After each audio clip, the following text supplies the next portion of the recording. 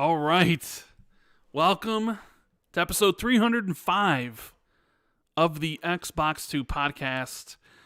We are back after a 1 week break because Jez was indisposed with family over the past week. So hope everybody missed us appropriately, and we're back. And Jez is here, back from a secret trip.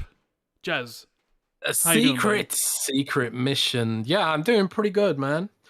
Missed you, dude. Yeah, I missed the community and all the people. I've been like kind of out of pocket a little bit because I was traveling for work to do, as I said, secret things. But the secret things are now done, and I think next week will be a fun week for news. I would think, possibly, maybe. Interesting, eh? Interesting. But how have you been? You been all right, Rand, on your end? I've been feeling a little bit under the weather the last week or so. I don't know, just haven't been really feeling great. Kind of been sleeping a lot, just not really doing much. Haven't really played anything. Debating, the footage that we're playing right here is from the new Brothers Tales of Two Sons remake, which I did decide to play because I actually really loved this game back on the 360. You remember this one, Jez? It's Joseph Ferris's game. Yeah, I remember it, but I never actually played it myself. So, it's been interesting seeing it in the news again. Is it a HD re-release, or is it does it constitute a remake in your opinion? Actually, I think it does constitute a remake. Calling it a remake. They are calling it a remake, and I've definitely seen some videos where it was before and after, and you could definitely tell things have been improved, especially the kind of surroundings, right? Have been the game looks better. There's also a performance mode, so you can choose to run at 60 frames if you want. So yeah, it is a weird game to remake, I will say that. But it is a game I did love back on the 360. And I haven't played it since then. So I forget what year it came out. So I was like, you know what? I haven't really done much gaming because I wasn't really feeling good. Let me replay this game that I have fond memories of from back then. Back during the summer of arcade. You remember those days? The 360, the summer of arcade? Yeah, vaguely. God, is it that old? Yeah. This is the game that came out in the 360. Oh my God, I didn't know it was that old. Yeah. Okay. Maybe I'm getting it mixed up with something else because he's released a bunch of co-op. Well, yeah. So he released this, kind of games, and then he released his next game after that was. I'm drawing a blank now. It was two bank robbers. And you controlled one person controlled one and one person controlled the other. I forget the name of it. And then in 2021, he released It Takes Two, which won Game of the Year at the Keeleys. Yeah. This one has a unique control mechanic where the left thumbstick controls the big brother and the right thumbstick controls the brother on the right, the smaller brother. So it really confuses your brain. A Way Out, yes. A Way Out, thanks to Scourge. The Way Out, that was the name of the game he released in a couple Way years. Out, yeah. I think I'm getting it mixed up with that. Or maybe it was No Way Out, A Way Out, but yeah, it was something like that. But this one kind of screws with your brain because each individual thumbstick controls the character, and I swear my brain gets so confused sometimes about which one, where it is and stuff. So yeah, that's kind of that's the one thing I played this week because I am wanting to play Banishers, Ghosts of New Eden, but also I heard a lot of good things about Banishers. A lot of good things. I wanted to start it this past week, but I just wasn't really in the mood. And then Final Fantasy VII is out, Rebirth, which I take to see that you are holding firm. Yes, I know how much you are looking forward because you loved Remake. But you don't have space in your place for a PS5, and that game's coming to PC eventually. So, how are you feeling missing out on it? All the FOMO right now. Yeah, the FOMO is real. I think this is the first PlayStation game I think where I've experienced true FOMO, and I keep saying to myself, I could just buy a PlayStation. But I also keep thinking, for one game, and that I know is coming to PC. So I keep talking myself out of it. But I'm glad that it's blowing up and it's doing so well, and it feels a bit like Square Enix, maybe they've turned a corner with Final Fantasy, because it felt like a long time like they were kind of struggling to figure out where they wanted to go with it, or what they wanted to do with it, or what kind of scale the game should have, and that kind of stuff. And I know Final Fantasy 16 was well received, but it kind of I don't know. There's a big nostalgia aspect to Final Fantasy 7, of course, and Final Fantasy in general. I think Final Fantasy 7. I think Final Fantasy 16 might have strayed. I haven't played it yet myself, but I think it might. Maybe Final Fantasy 16 strayed too far away from that nostalgia, being more of a hack and slash or whatever. Devil May Cry almost. Devil May Cry almost, yeah. Because for me, Final Fantasy is all about party members and journey and at least some form of tactical combat. I always thought Final Fantasy 7 Remake's tactical hack and slash combat was a good compromise, almost Dragon Age 2-ish in a way, if you've played Dragon Age 2. But yeah, FOMO is real. But I'm holding firm because there's a lot of other games coming out that I do want to play. A lot of games that are very close that I want to play. The Dragon's Dogma 2, for example, is coming out March 22nd, if I remember correctly off the top of my head. Obviously, I've been playing Dragon's Dogma 1. I've still been playing it this week. I've been playing it, streaming it from my console to my Lenovo Legion Go, using Wi-Fi 6E, which is a really, really good experience, actually. And also I've been playing more Hollow Knight as well, because I've been traveling so much. Hollow Knight's become my go-to travel game because it's 2D and you can run it at low power mode, so you get more battery life. So that's sort of become my go-to travel game, and because I'm playing it without any guides, don't know where I'm going, don't know what I'm doing. I spend most of the time in Hollow Knight just going, where the do I go? Just sort of trying to get to every single corner of the map. It really does. It really gives me that sort of that nostalgia of playing Super Metroid for the first time. Really love Hollow Knight. And what else have we been playing? I think that's pretty much it. Just Dragon's Dogma and Hollow Knight. Oh, and well, can I say that? I've been. Nah, I can't say it. I think I'm playing a game for review as well, which. A smaller game for review, which will be revealed soon, and also a game I played for a preview recently, so I'll be writing about that as well. So yeah, been playing a lot of stuff. Can't talk about all of it, but this year looks like it's going to be another banger year for gaming, man. Yeah, as in like just tons of good content coming. But this week was also a very interesting week in the world of video games. Because, yes, it was very strange week. Very strange week. Well, I guess not really strange, because this year kind of started off with layoffs, and now we're getting even more layoffs. But some other weird things happened, so we're obviously going to discuss everything that happened this past 2 weeks, right? Because we didn't do a show last week, so we missed the whole Xbox aftermath. All right, now how do we feel now that like the games are officially revealed for Nintendo Switch and PlayStation 5, and one of them is actually out,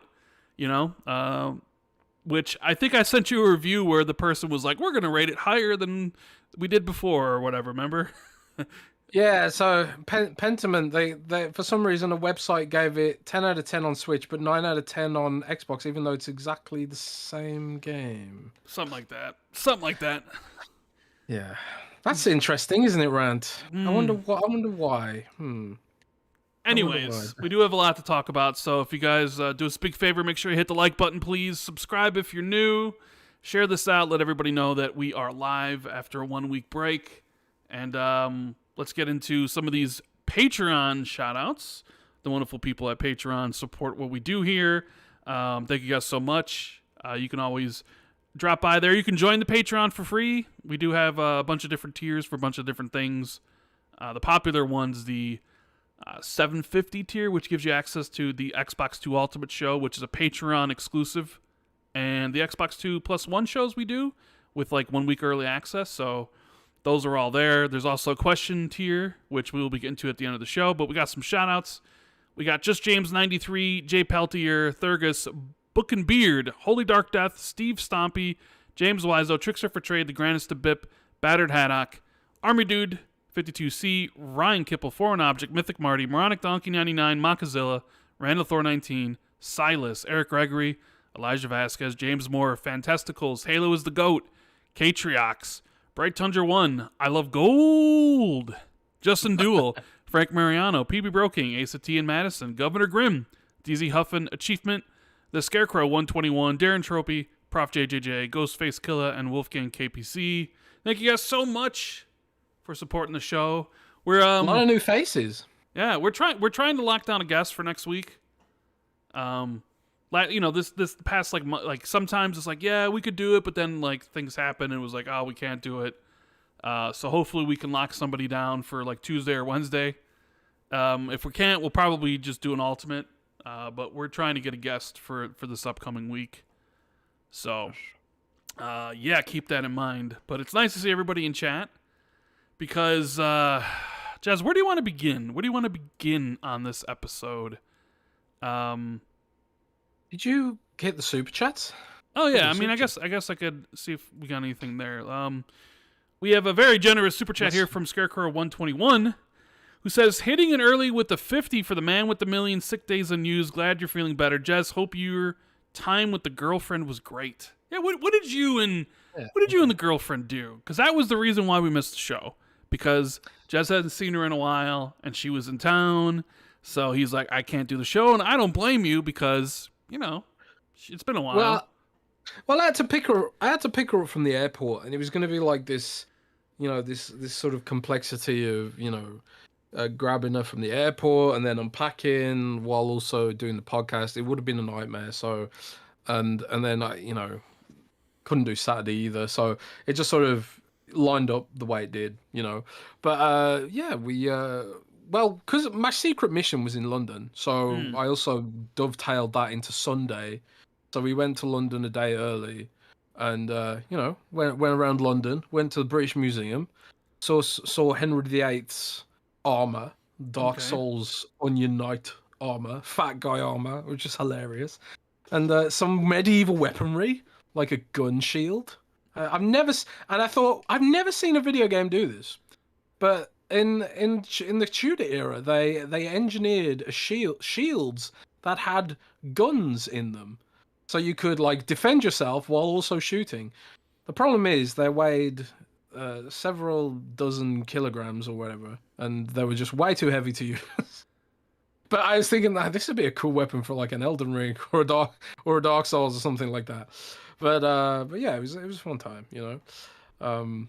That's pretty much where I got up to there. But we're back in the hot seat now. Podcast should be flowing as normal for the foreseeable future. I'm not going anywhere. Well, I'm going back to Germany on Monday, but that won't. Ooh, going back to Germany on Monday, huh?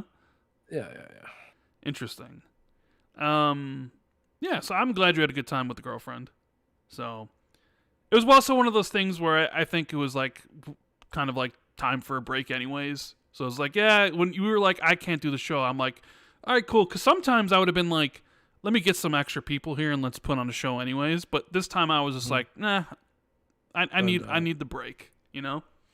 So yeah, it's good to have a break. And there was a lot going on in January. A lot of annoying things to cover, I guess. And a lot of drama and all that kind of stuff. There's always drama. There's always drama. Huffy Bear says, hey, Jez and Rand, have you guys played Final Fantasy 14 since it's on Xbox? Now, that is a question for Jez. So, yeah, Final Fantasy 14, it's like an open beta, right? It's not actually the full release? Yeah, it's an open beta right now. Okay. You can go and download it from the right now from the Microsoft Store. It's listed under free games, I think. So if you want to go and try it out, then you should. However, Rand, I haven't played it. And do you want to know why I haven't played it? Because PMS Jordan hasn't been bugging you to play it? Oh, she's always bugging me to play it. But the reason is there's an issue with this version of the game where if you have an existing Final Fantasy 14 I did hear about account, this. Yes. Yeah, if you've got an existing account, you can't play it. And I don't know if they've fixed that or not. So yeah, I couldn't play it even if I wanted to. But I've heard good things. I've heard it runs well, and people seem to be enjoying it. It's currently the top free game on the Microsoft Store, beating Fortnite. So that's a pretty good sign, especially considering only people who are new to the game can actually play it. So I think that's a pretty damn good sign, and I'll definitely be playing the full game once it finally launches, or checking it out again. It's a very Final Fantasy 14's like I would say like World of Warcraft's more gameplay focused, I would say, and like hardcore focused. Like they have the esports, and they cater very much to hardcore players in World of Warcraft. But Final Fantasy 14 is a lot. I wouldn't say casual because it does have the Savage mode raids, which are really hard too, and do require min maxing and stuff. But it's much more about trying to make a traditional multiplayer Final Fantasy experience. So it's very story oriented, and some of the storylines that I did play when I played it on PC, I was like, wow, that's the way I've delivered this story is really really impressive. And there are moments where it feels like a classic Final Fantasy experience. And all the political intrigue and all the different factions and the super villains want to destroy the world and stuff like that. Whereas like Warcraft is like, if you want to get that in Warcraft, you have to read the books a lot of the time. They are getting better at it, but they're still not. There's still a lot of work to be done. Yeah. So yeah, Final Fantasy 14 should do well on Xbox, I think. I mean, I'm never gonna play Final Fantasy 14. The MMOs aren't my thing. Hmm. I did play Final Fantasy 16, and I was a fan of it. I think I even said on the show that it has some of the highest highs in gaming, but also some of the lowest lows. Like, Mm. really. Some of those boss fights are completely. You've never seen them before in any game ever. Like, they blow away some of the scale of some other boss fights in games. Like, you've never seen anything like this. But then it has some of the most Even like boring, Elden Ring. like, beyond Elden Ring. Oh wow. But I mean, it's more obviously scale and spectacle, right? Because there's not too much like quote unquote gameplay in them compared to like like a big Elden Ring boss fight. But just this the sense of scale and spectacle and just like I did love in Final Fantasy VII where you do fight bosses and they do these like seamless transitions into like cutscene yeah, moments, like with yeah. like the start with the Scorpion boss battle. That was such a great introduction to And I that and I will say sort of like design. I have been fighting a little bit of FOMO. I do have Final Fantasy VII Rebirth. My game share partner on PlayStation bought it, so I do have the game, right? Uh, the problem is I haven't finished Remake. You should So finish Remake. Remake's a damn good game, man. yeah, but there's so many other. I mean, I want to play Banishers, but then I'm also committed to playing Cyberpunk at some point. And it's kind of like these are all long games, so I'm like, like in what order do I want to tackle these? Do I just want to be like, all right, I'll do Banishers first, and then I'll do Remake and Rebirth back to back, where I can just one fell Mm. swoop, just play both of them back to back, or do I play like Cyberpunk first and then these? I don't know. I'm just trying to like plan things out a little bit. So, but I am seeing like fighting the FOMO when I get online and I see people tweet about it and like how amazing it is, and it's 93 Metascore and all this sort of stuff, and it's like maybe I should be playing it. But either way, I wasn't really in the mood to Yeah, play anything at all this week. So that's fair. we have Donataku who says Dragon's Dogma 2 and No Rest for the Wicked are both fighting for my game of the year this year. Yeah, there are some previews today for No Rest for the Wicked, which is from Moon Studios, people who made Ori 1 and 2. And yeah, it's caught my attention as well. That game That game looks really good. looks really looks cool. really good. Yeah. I think it's going into early access on PC this year. I Early know. access. I think so. I could be wrong about that, but I think it's supposed to go in early access. But That's an interesting format for that game, but like I think you're going to see more and more games do early access because it's a great way to cash flow development. mm, And also not only do you cash flow development, you get some good feedback for the game. Like you might not have heard, like people will comment on the game, and there'll be a Discord where they shape the game and stuff. Like Baldur's Gate 3 had this really long early access cycle, before it launched into becoming this phenomenon. So I think you'll see more games do that early access thing, even games like you don't expect. But yeah, yeah. ramble. ramble. And I just wanted to mention this because I see the one and only Miles Dampier in the chat. He sent me an invite to join his squad in Suicide Squad, like squad up, you know? All right. And he was telling me how much he likes Suicide Squad, which, I beat the game, and I was like, the game's okay. Someone has to, I guess. It's okay. But Miles loves that, like, 4-player, I can play with the squad, and we can just do brainless tasks and have fun constantly over and over again, But Warner Brothers did put out that Suicide Squad didn't meet expectations. Dun, dun, dun. Are you shocked about this? Are you shocked? No, nobody should be shocked by this. And in fact, I've already seen the article start in with the player count of Suicide Squad is below 2022's Gotham Knights already on Steam. That is... So... Wow, okay. Yeah. That's no good. That's no good. So the question then becomes man, what is going to happen to Rocksteady? Because I would imagine that game was probably expensive to make considering how long they spent on it. Doesn't seem like it sold very well. Well, I mean, they straight up came out and said it didn't meet expectations. So, yeah. Yeah. No, I mean, I don't know what to say about it, really. I haven't played it myself, so I have very little context about how it is. I do know people in my team that liked it. Like, our reviewer actually liked it. I think we gave it one of the more positive reviews out there. And I am someone who likes mindless grinding. I did put like 250 hours into Diablo Season 2, for example, which pretty much is mindless grinding, And I've got 800 hours in Monster Hunter Iceborne, which, again, is, when you get to the end game, is pretty much mindless grinding. I still never got my guard up deco in Monster Hunter, but yeah, I don't know, man. I want to believe that there is something that could salvage from this, because they are talking about the live service already and what's coming next and stuff like this. And I do wonder, are they going to cut and run, or are they going to try and salvage it? Because there's another game that's sort of in this sort of, I don't know what you call it, this kind of purview of failed AAA service games right now, and that's Skull and Bones. And I don't know if Ubisoft had some weird press release for Skull and Bones, by the way. I don't know if you saw it. I did not see it. Let me see if I can find it. But go ahead, continue on. I'll search for it while you talk about this. Let me see if I can find it. Well, I was basically going to say, like, I'm wondering, like, with Skull and Bones, can they save? Will this game find its audience? Will they save it? Because there are examples of Ubisoft turning it around. I mean, Rainbow Six Siege wasn't that popular when it launched either.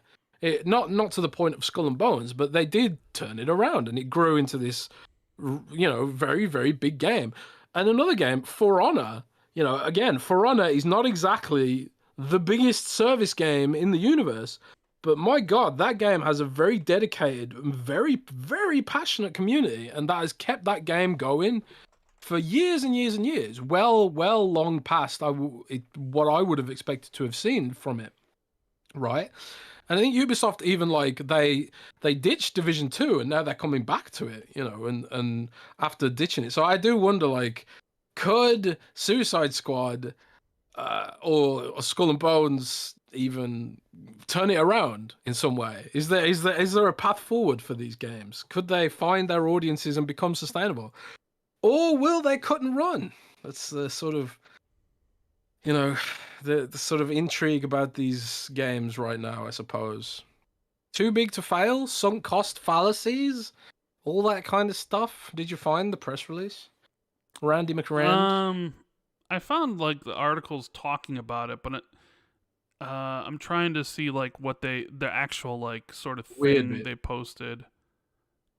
But it was like they said it had record player engagement for Skull and Bones, right? And that people were spending over 4 hours per game, or 4 hours in game per day, adding it as their, like, second highest mark. I think that was it.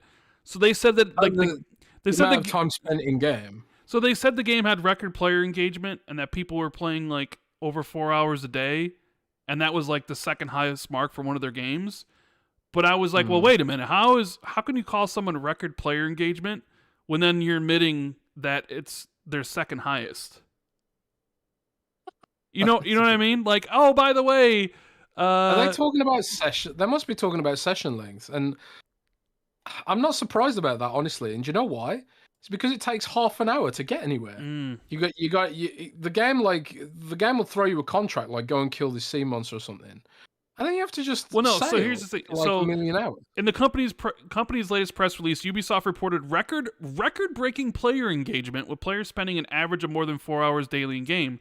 According to the company, this marked a new record for them, noting that only one other game has surpassed Skull and Bones in terms of playtime. But wait, I don't get that. How could it be a new record for them when there's still one other game that had more playtime? How could it be record-breaking when you're number 2? You know what I mean? Yeah. Rand, don't try and make it make sense, when I saw this, I'm like, wait, that doesn't make any sense. How could you be like, we have record player engagement, but like it's still number 2 behind this other game that they won't mention, and they won't mention anything else about this? I just thought it was weird. That is weird. Surely Division is their highest engagement. I would have thought. No, I don't know. Or am I forgetting something else? I don't know. Yeah, that is strange, I guess. But yeah, Ubisoft is a strange company. I mean, this is their quadruple A game, remember? This is their AAA game. And, considering we saw, layoffs at PlayStation this week, which we'll talk about, layoffs at EA. We've seen some of the Embracer studios, get sold, and something even happened with one of the Activision studios going independent. I'm sort of waiting for the shoe to drop on Ubisoft at some point. Or even Take-Two, for that matter. It seems like everybody's like, hey, we're cutting 8%, anywhere between 5 and 8% of our workforce. And, some of Ubisoft's recent releases haven't been the greatest. I'm sort of...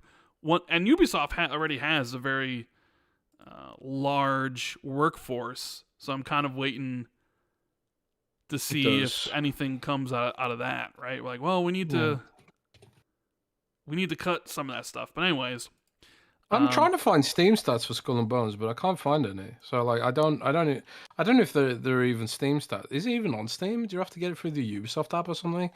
I don't know, but yeah, I don't know. Maybe these games will find their audiences. Maybe Skull and Bones will become this niche because there is an sometimes when I want to get outside my bubble, right? I always look at Reddit and I'm like, what is the actual community of players who play this game talking about it? And there is an active subreddit for Skull and Bones, and there are people playing it and apparently enjoying it. Now, I see some people complaining about people enjoying games on Reddit. I've never heard of this. It's not a lot of people, but maybe it finds its audience. I mean, there is something to Skull and Bones. I played it myself and. For quite a bit. I played it for 8 hours, which, is probably more than I should have done, really. And there's probably way more productive ways I could have used. I felt like I got nothing done in those 8 hours because a lot of it is just sailing. But then again, of course it's just sailing. It's a game about sailing at the end of the day. So, maybe it will find its audience in the same way that I don't get why people love Train Simulator or Flight Simulator. But then people go and play these games for, tens of thousands of hours, Well, it's sort of weird because you have these huge, like you said, AAA, or in the case of Skull and Bones, quadruple A, right? Games with years and years of development that have come out to kind of a whimper, right? Suicide Squad not meeting expectations.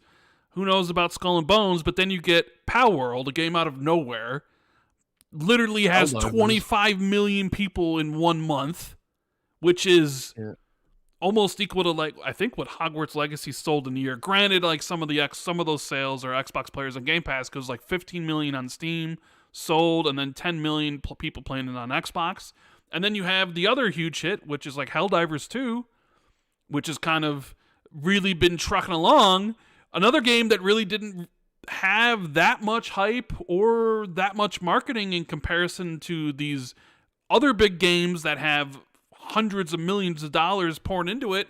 and they're just blown up out of nowhere, right? I'm sure the people at Warner Brothers is like, why did Pal World get 25 million? That should have been us. That should have been the squad, you know? Like Squad, bro. it should have been us. But it wasn't. And that's some of the things you don't, it's kind of hard to, I don't know, predict what games are gonna. I mean, unless you're maybe like a From Software or something, it's kind of difficult to launch like a live service these days because you just don't know what's gonna take hold with the players and what's going to remain popular for any length of time, right? And all these games that started years ago are just going to try to finally come to market, and maybe there's no market for them anymore. It's a rough time out there, you know. Yeah, there's a big correction going on, and we'll get into the reasons why for that in a bit, I suppose. But yeah, we have Special Nick who dropped a super chat. Ooh, Special Nick, and he says, "I was there to give Rand a platform last week when you abandoned him last week, Jez." Oh, well, isn't that kind of special, bloody Nick? Bloody Nick. It was funny. I was in a taxi in London, and I turned my head to the left, and I saw Special Nick. He was there in London with you? Yeah, he was, and I was like, "Wait, what?" Was Keasanti there as well? No, it was actually not. It was actually not Special Nick. It was John from Halo. It was Master Chief. It was Master Chief from Halo. It was the imposter. It was Master Chief, but from the Paramount show, having like huge billboards and tons of advertising in London. Like you couldn't go for 5 minutes without seeing Halo being advertised. And I was sitting there thinking, man, if only they advertised their games like this. But I'm pretty sure it's Paramount's doing. It's the only show that Paramount has, like in the UK. Like I actually looked at Paramount's platform the other day because I was thinking like, well, maybe I should check out the Halo show. And I looked at Paramount, and there's just nothing there, man. It's a barren wasteland. There's just nothing worth watching on there. There's like Daria's on there, South Park's on there. That's like it. I mean, South Park is still relevant, I guess, in 2024. I love South Park, but I'm not buying one. Dude, service. I still remember when South Park debuted. I think I was literally a sophomore in high school, 1996 maybe. I think it was 1996, and parents and people were outraged over South Park back then. Oh yeah. Oh man, good times. I used to watch that show religiously for a long time, and then I eventually stopped. Still going on. But yeah, I was on Xbox Era's 200th episode.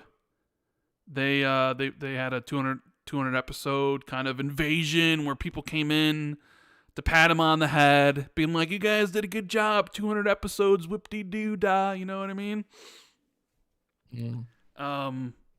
So congrats to Xbox Era. They're also doing another print run of their book. Yes, another print run of the OG Xbox book on Kickstarter. So it was nice to be there. A lot of people jumped in. And Tom Warren was there, and the Grubster, and Mike Minotti, and Colt, and myself, and Keasanti, and a whole bunch, just talking about whatever was going on. But it was fun. So Sweet. We got a super chat here from Fiber Frenzy. He says, "Was great to hear Jez talk about the Lenovo Legion Go. How is he enjoying the Legion Go experience? Will he write about its awesomeness?" I actually have written about the Legion Go and some initial impressions. My impressions have actually evolved a little bit since then, so I'll probably update it. One thing I do miss on the Legion Go is variable refresh rates. Like, it is noticeable in some games because you have exactly the same chip in this as you do in the Asus ROG Ally, right? So like, yeah, it's not the most performant device in the universe, but VRR can really offset some moments where you lose frames and stuff like that and smooth things out a little bit. You kind of lose that with the Lenovo Legion Go because it doesn't have variable refresh rates. I think the display choices they made with this device was a big mistake. First and foremost being no VRR. It's also portrait oriented. And also I think the resolution's just overkill. I think it goes up to QHD. I don't think you need QHD in a device like this, especially when battery life's an issue and all that kind of stuff. But I actually, even though I think that Asus ROG Ally is still what I'd recommend for the vast majority of people, I love the joysticks. The joysticks on this thing are really good. And the fact you can detach them like Nintendo Switch and there's a kickstand, that's super versatile for me. So I actually ended up preferring the Legion Go just for that. But I would still probably not recommend it over the Asus ROG Ally. But yeah, that's a quick overview for that. I enjoy it. It's a good device. It's a really exciting category. I'm really excited about where all that's going. Are you looking forward to Xbox's eventual handheld?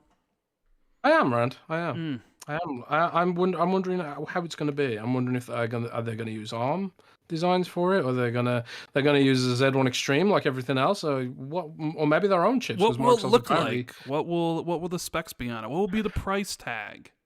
Right? How big will it How be? big will Will the it have screen be? detachable Will it be sticks? an LCD screen? Will it be an OLED screen? I Yeah, guess. there's a How lot much of a lot memory of. will be in it? Or will there be different tiers of hardware, like the Will be Steam an Deck? SD card slot. Oh, that's an issue actually.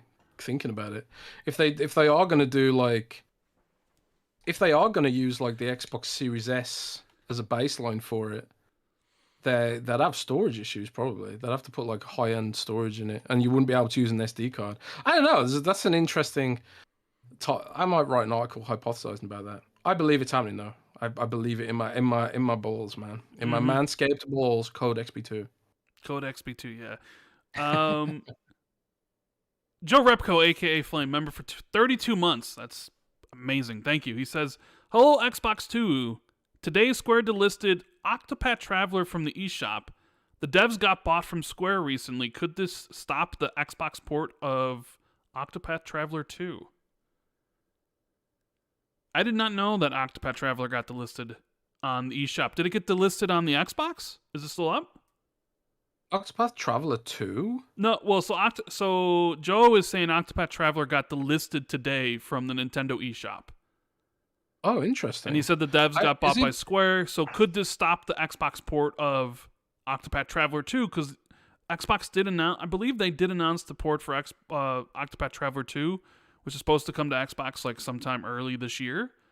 But if they're delisting Octopath Traveler, does that mean 2 won't come? Is the first game delisted from Xbox right now? You know? I don't know. Is it a I can have mistake a look at that on actually. the Nintendo side, I guess? I don't know. I doubt. Samuel Talbot says Octopath Traveler 1 still up on Xbox, so I think that's probably some kind of error, maybe. I guess we'll find out. Mm. Logic Bomb says, So did Square bought the devs behind that game? I didn't know I that. mean, that's I what think I Joe's missed saying. that. I think maybe I missed that, you know. Logic Bomb says, any info on the Gothic remake? Has it possibly been canceled? I didn't even know there was a Gothic remake being done. Who But was doing that? I can't remember. I think didn't the dev get shut down or something in the Embracer calls? I I think it guess might be dead. yeah, I guess you could be right. Yeah. I'll look into that. I don't know off the top of my head, but I think it's probably dead. I think the dev making that got shut down. Silas, our buddy Silas, member for 4 months, says, "Are you guys aware of any YouTubers / content creators coming to PAX East? And are you sending any of your Windows Central understudies to the event, Jez?" Nope, never attended PAX as an outlet ever. Actually, don't know anyone that lives near. We don't have anyone that lives nearby. I think is the main issue. But yeah, I think usually Cognito goes to that. I mean, the Iron Lords all sort of live over there, so like I'm sure Yeah. they'll be there. I don't know who else is going, but I'm sure it'll be a fun time for whoever does go. Yeah, looks good. Meat Puppet says, Saber Interactive and Gearbox being sold off. Is it a good thing or is it the gaming game crash? Final Fantasy 14 and Xbox demo can't play it if you have an account on PlayStation. One thing that really needs to stop happening, right? This is not an industry crash. This is not a crash. You sure? There's- Sure. Yeah, I am sure. I Okay. am very, very sure. There are billions of dollars of revenue going through this business. Gaming's not going anywhere. And yeah, there's a lot of disruption, but I think it's way overblown to call it a crash. There's new studios springing up all the time. There's vacancies. It's not. It's There's a lot of studios that are sort of correcting. I hate that term, but that's what they call it. They call it like a correction, which is dehumanizing, and I hate it. But they at least can think that they overhired and that they're not going to have the cash flow to fund their overhiring. So we're nowhere near what could be described as a crash for right now. But what you're seeing with Embracer Group is them, trying to reorganize their business to make it more sustainable for the investors, because they're a publicly traded company. They have investors. They have all kinds of things they need to do to fix the value of the people who've invested in the company. And one way of doing that is streamlining it to a point where they focus on making money again. And one way they can make money pretty quickly is to sell off bits and pieces of the company, So this deal that Saber Interactive supposedly entered into, $500 million deal. I guess Embracer 500 selling. million, yeah. It's like they're selling them to a private equity firm or private investors. But there's also a bunch of studios under the Saber umbrella, like 4A and a few others. But I believe Jason Schreier isn't sure if that covers all of them, or maybe it's just some of them. Which I'd much rather see something like this happen than like the unfortunate, like, hey, we're shutting down, and our company's over, right? So to see them get bought out by somebody, and then what's going on with Gearbox, I think Kotaku reported that they're hearing that they're going to be sold to some. I guess there was like three options. Either they would buy back their independence from Embracer, they would be sold, or I forget what the third option was, but essentially they're being sold to somebody. So now the question is, and we're supposed to, the sale's supposed to be announced this month in March. Yeah. So the question is, who's buying Gearbox? Is it going to be another private equity firm or private investors? Is it going to be? I always thought it weird that like Take-Two didn't get them, because I think, don't they hold most of the publishing rights for the Borderlands games anyways? So is Take-Two actually going to make a play for them? I don't know. It'd be interesting to see who decides to pick up to pick up Gearbox, because they do have a very huge franchise in Borderlands, and there's like the Tiny Tina's game. I think they're making a sequel. They're probably making another like Band of Brothers game, but I also know like Randy Pitchford is there, and that's kind of like an issue for some of these companies, right? So yeah, but with Embracer, it's just, what a complete disaster that's been, huh? Yeah, Embracer is just I don't know. It feels like they did zero due diligence whatsoever. I know. And somewhere in the chat saying it's not just a correction; it's more complicated than that. Yeah, there's interest rates, there's playtime hours are down, and the new kids, what have different habits to the kind of people who are listening to this show. So there are multiple factors at play here, and I do have an article that I'm working on that goes into some of this kind of detail. But like, it's difficult to go over the minutiae of every single thing going on right now in the industry. But like anything else, it'll balance out and it'll recover and it'll be okay. This gaming is ingrained in human culture now. It's not going to be a case of like, oh god, the whole console industry is going to go away forever and we're all going to be playing on the Apple Vision Pro or some bullshit like that. There's a lot of people that just like, they want to believe that this is some kind of huge industry crash, and that the consoles are going away forever and all this kind of stuff. But that's just simply not true. There's just way too much money being pumped through these systems right now, and as long as there is money being pumped through these systems, the console industry is here to stay. I don't know, but what the issue is growth. And console industry isn't growing, but it still underpins a lot of what Xbox and Sony are doing. So it's not a case of like, we're going to kill one aspect of it to chase growth in another aspect of it.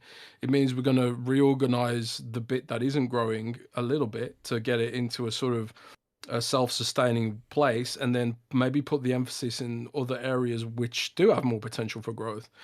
And that's why one of the big announcements this week was Call of Duty Warzone Mobile, which has full-blown cross-platform compatibility, which is the kind of game that you're going to see more and more of. I would not be surprised if there will eventually be some kind of Sea of Thieves mobile, which has cross-platform capabilities. They did announce an Age of Empires mobile game, did they not? Yes, they did. Age of Empires mobile game, which has been out for some time in China, and is actually very well received in China, the Age of Empires mobile game. And also there's Fallout Shelter 2, which is also available in China right now, but not in the West. And what they often do with mobile games is they ship them in one region at a time to do feedback and then scale them up and stuff like that. So yeah, you're going to see more of these sort of everywhere kind of games like Call of Duty Warzone, Minecraft, Fortnite, that connect and interact with all different platforms, because the big issue that they've got right now is going to where people are right now. And like Nerds and Other Legends chat says, Halo Infinite Mobile. Maybe. Another cool thing about some of these shooters being on mobile is it feeds you players who are playing with touch. So you can absolutely destroy them with the controller. And I'm sure that you love that because you. Yeah. Oh man, but yeah, the industry's changing. But I think like there'll still be a lot of studios that will cater to what we want, because we still want to give them money. There'll still be the Larian Studios. There'll still be the From Softwares, and they'll find growth in other ways. Like for example, they've just licensed out the Elden Ring IP to Tencent, I believe, to build a mobile game. To build a mobile game based on the Elden Ring franchise, but From Software is not gonna be, Miyazaki's not gonna be hugely involved with that. Probably, I mean, I'm sure he'll give his 2 cents or whatever, but they'll find growth by outsourcing some of that stuff while focusing on delivering the kind of games and the kind of art that they want to make, which is like Shadow of the Erdtree and things like that. But yeah, the industry is changing in a lot of ways. I don't think it's necessarily all bad. I mean, obviously layoffs are bad, but there's still a lot of demand for game developers, and it's and hopefully those people will find new roles in new companies. And I've seen a lot of the people who are impacted by the Blizzard layoffs have actually been rehired already into different roles at Blizzard as part of the reorg. I've seen like at least 3 people like that. I forget who posted it. Maybe it was Jason Schreier, or maybe it was Tom Henderson, but he was like, I talked to somebody who got laid off from Blizzard, right, in January, went to EA to work on the Mando game, only for them to shut down that game and get laid off as well. But that sucks. Yeah. Since we mentioned the Age of Empires mobile, they also did announce, pretty sure, Age of Mythology is coming this year, yeah? And not only is it coming this year, it's that looks great. They're actually doing a simultaneous console release. So yeah, I think like Age of Empires Mythology, Xbox, you did it. Yeah. Well, I think the problem with Age of Empires is that it's very complicated and very deep, and I don't think it's the most accessible kind of entry into the franchise. But I think Age of Mythology has the opportunity, the potential to be the Forza Horizon to the Forza Motorsport. And in fact, I'll say it right now, and I think this was cancelled. So I think I never leaked this. I don't think I leaked this. You don't even know what you've leaked anymore. I don't even know what I've leaked anymore. But I don't think I ever leaked this. But I'm pretty sure the project's cancelled now, so it doesn't matter anymore. But at one point, there was an Age of Mythology spin-off being made for Xbox that they described internally as being the Forza Horizon access point to the Age of Empires universe. Something that was like a little bit more accessible, a little bit more fun, fun in like, its presentation. Instead of just like medieval history, it's got like gods and you can summon meteors and there's magic and all that kind of stuff. There's mythology in it, so it has like this fantasy slant. And they were working on that for a while, and it was gonna be that kind of game that sort of could extend across mobile and stuff like that. It was still a strategy game. It wasn't like an action RPG or anything like that. But I think it was like, if I remember right, it was card based. So it was kind of similar, I think, to that extra mode that was in Halo Wars 2. And it was being developed by, I think it was being developed by Blackbird Interactive, I think. But yeah, I'm pretty sure that game got cancelled a long time ago. But I do think there's a lot of cool stuff in the pipeline for Age of Empires, and it is one of Microsoft's most successful franchises ever.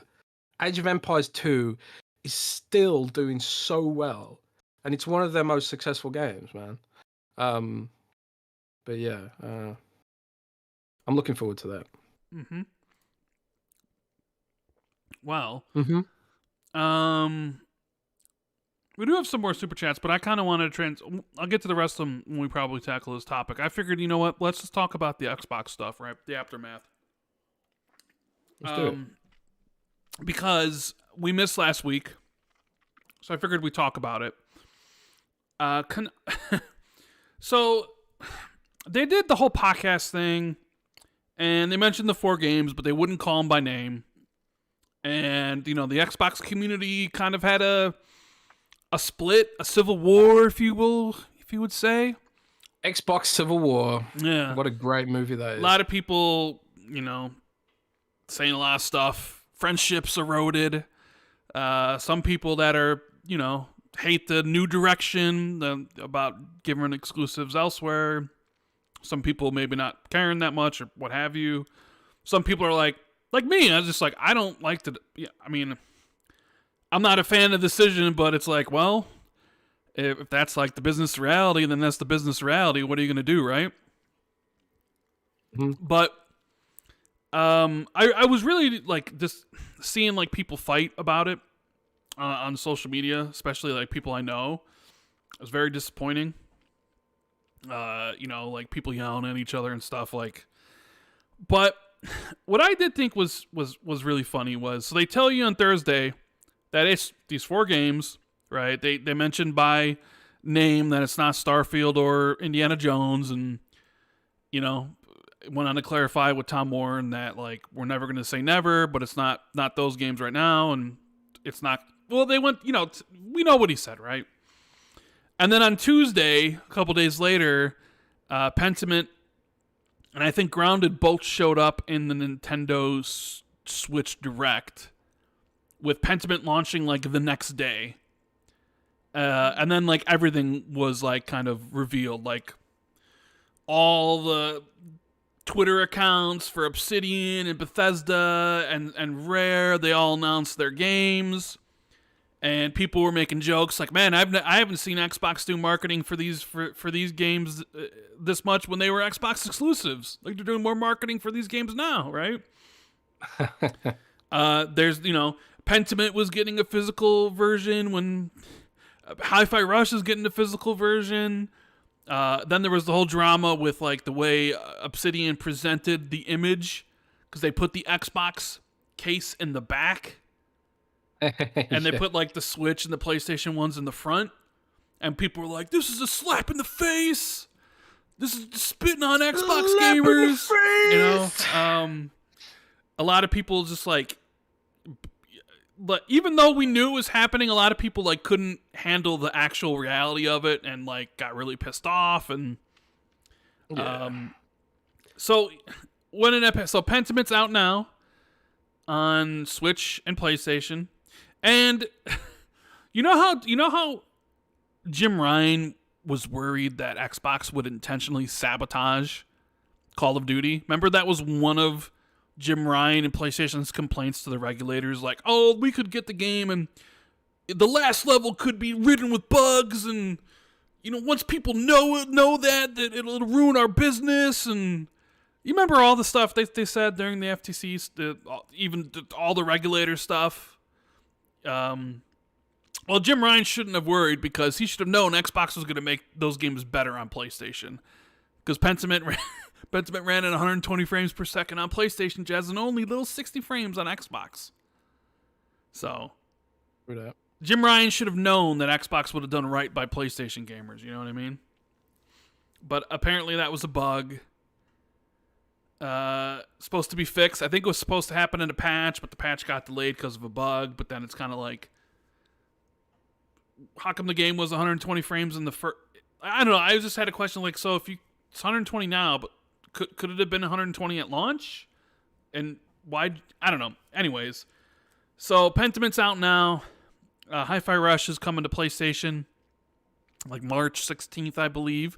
Bad week for it to come out on PlayStation, because that's also the week where Rise of the Ronin and Dragon's Dogma 2 comes out. So they picked a really bad week. No one's going to buy Pentiment on PlayStation. No, I'm HiFi Rush. HiFi Rush.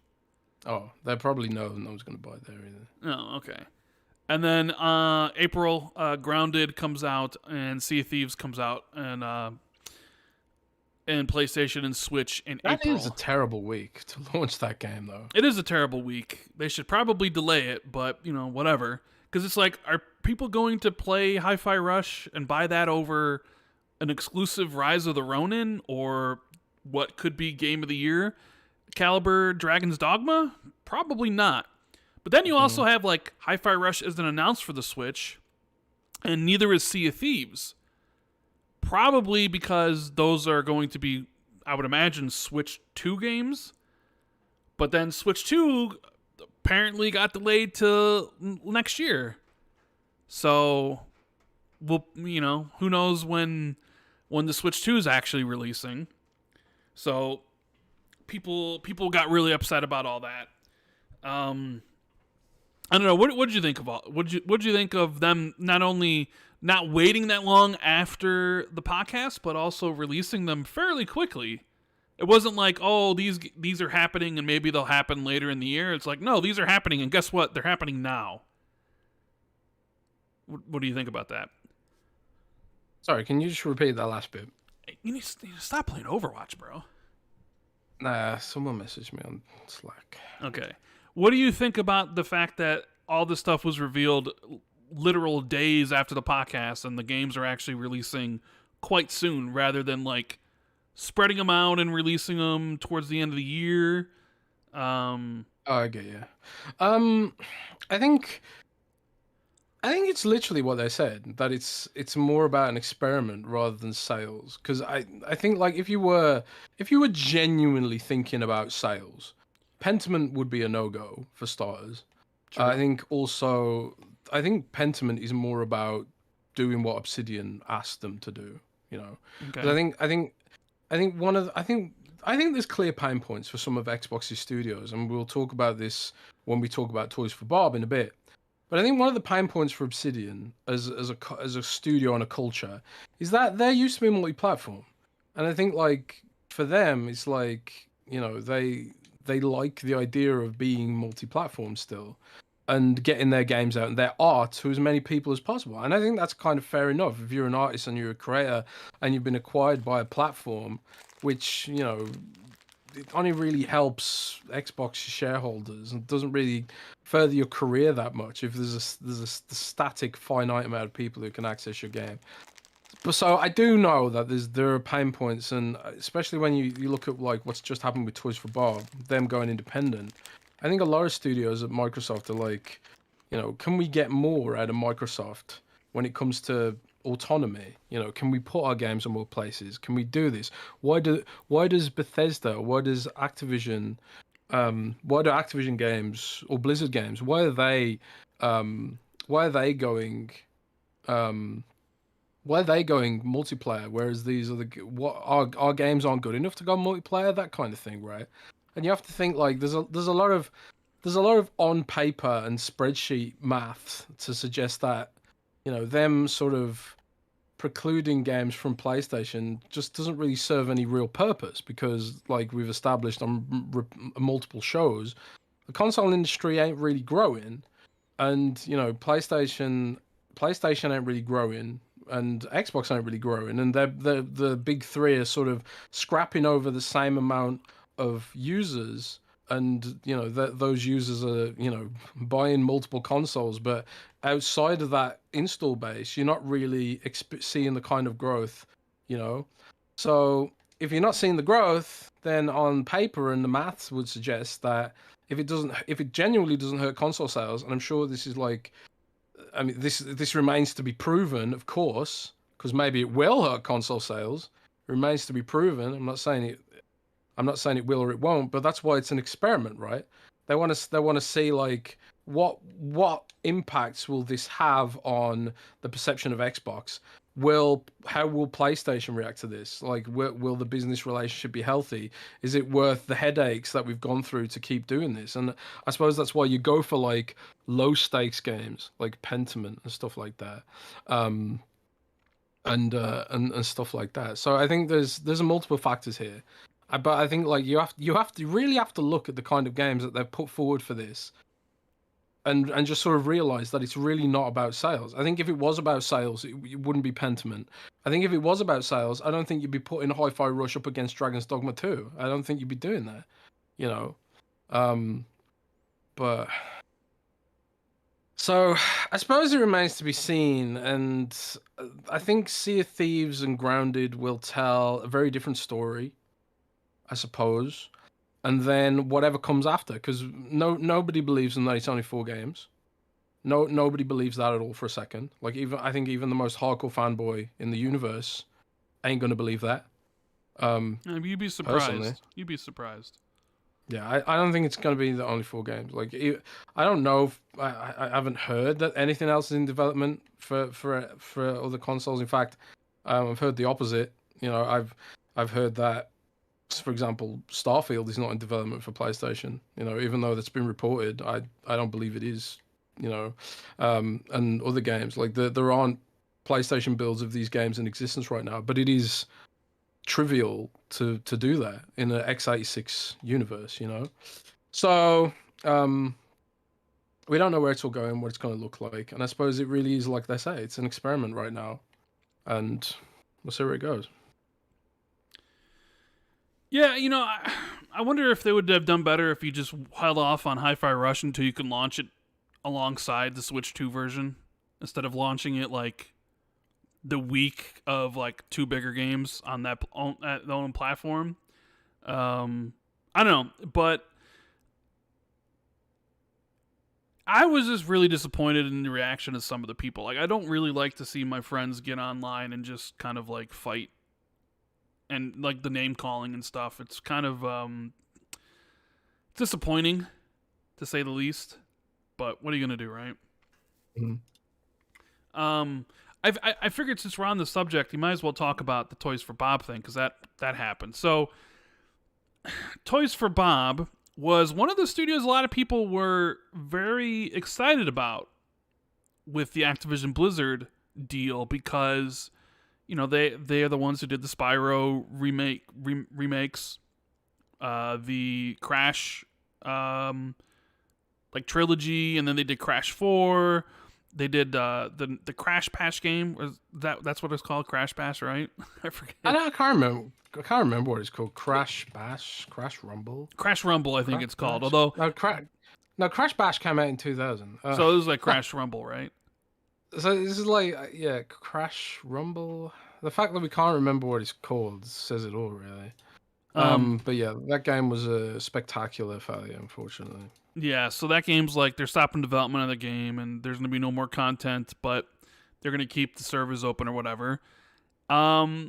They had a blog post yesterday saying that they're going independent. Yeah. They said that we're thrilled to announce that Toys for Bob is spinning off as an independent game development studio.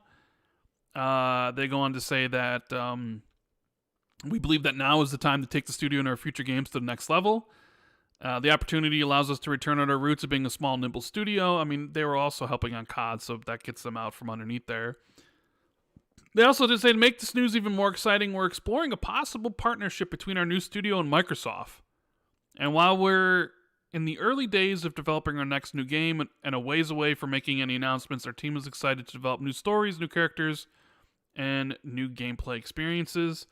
Our friends at Activision and Microsoft have been extremely supportive of our new direction, and we're confident that we'll continue to work closely together as part of our future. So keep your horns on, blah, blah, blah, blah, blah, which some people think is a Spyro tease. So this news sort of shocked virtually everybody, right? Because they went through the layoffs already. I think they lost 80 people from the studio, and their studio was closed down, so they're basically completely work from home. And I don't think anybody expected them to go independent. Obviously, it's a much better solution than just shutting a studio down completely, which EA did and Sony did this week as well. What do you think is the reason behind this? Do you think this was a Toys for Bob initiative where they just didn't want to be a part of Activision, Microsoft anymore? And, because we've seen this happen under Microsoft in the past. Bungie bought themselves back out from Microsoft. I think Twisted Pixel and Press Play also were able to go independent during like the early Xbox One generation. So this isn't unprecedented when it comes to Microsoft. They do seem to let some of these smaller studios kind of do their own thing. But what was your read on this when it happened? Well, I didn't really have to have a read because I got a source that sort of, gave me some context on this stuff. And okay, well, enlighten us, because to me, like, this is my read. To me, it was like, give me a read, and I'll tell you. One, at least on from the Microsoft side, I would imagine it's just cheaper and easier for them just to be like, we'll pay for a game, and we don't have to own the studio and pay for your health insurance and all those things you would have to with the Microsoft employees, right? It's just cheaper to be like, hey, tell us how much it costs to make this game and we'll pay it, right?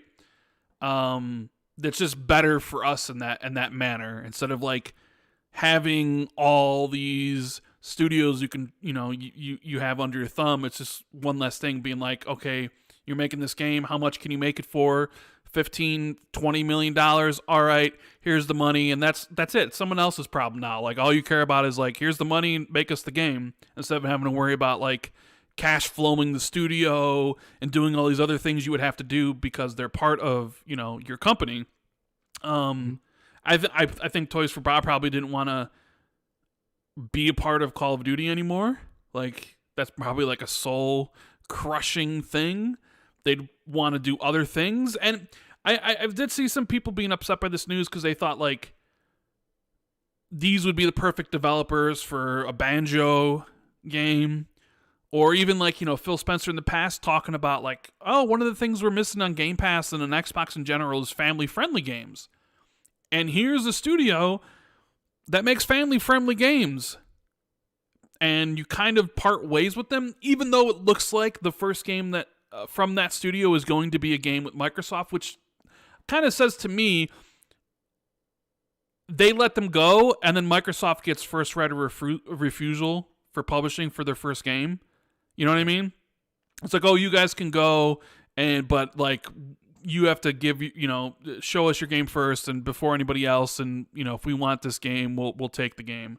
But it was not something that I thought was going to happen.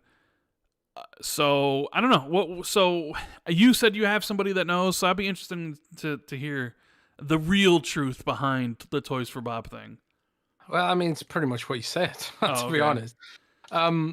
I was told that Toys for Bob basically calling the shots, and if you remember when originally it was like the office is being shut down, and everyone's like, oh my god, Microsoft shut Toys for Bob down.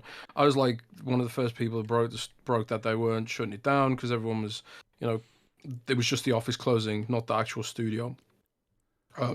That's because someone from Activision reached out to give clarity on what was going on there, and I was told that Toys for Bob were in discussions with Microsoft about the future direction of the studio, which a lot of Microsoft studios, you know, have actually been in these kind of discussions with Microsoft recently. So honestly, I wouldn't be shocked if you see maybe another studio go down this route in the future, because it does seem like similar to Embracer Group. Microsoft is looking to boost their, you know, profit margins a little bit, and Sony too, because, you know, one of the things that Sony does share, which Microsoft doesn't really share in the same amount of detail, is profit margins being shrunk. And, you know, if Sony's profit margins are struggling like they are, like, you have to expect that Microsoft is probably on a similar keel, if not worse, you know. So like, if this is about profit margins, it's like you say, there is you know, a sort of impetus to figure out what the best possible outcome here is in a scenario where you do have a lot of costs and you have studios that don't have a lot of cash flow. And cash flow in this context pertains to the ongoing sale of evergreen games. So like, for example, Skyrim would be what I would consider to be evergreen game that still sells today. Like or a GTA 5 or something like that. And also you got, like, with regards to Bethesda, you've got Elder Scrolls Online that subsidizes the which cash flows all those health insurance payments and the salaries and the other costs and the rent and all that kind of stuff, you know. But if you've got a Toys for Bob that doesn't necessarily have a lot of games to their name, and I feel like this Crash Rumble game was an attempt to potentially get some of that ongoing revenue going to make get the studio in a healthier place from a cash flow perspective. And for that to fail, it kind of puts them in a difficult position. It's kind of like, well, how can we resolve this, right? So to that end, I suppose one of the things Microsoft could do is be like, yeah, we'll, rather than shut the studio down, because we do want to use these franchises, we do want to use Crash and we do want to use Spyro. And if you look at I believe personally that they're working on Spyro right now.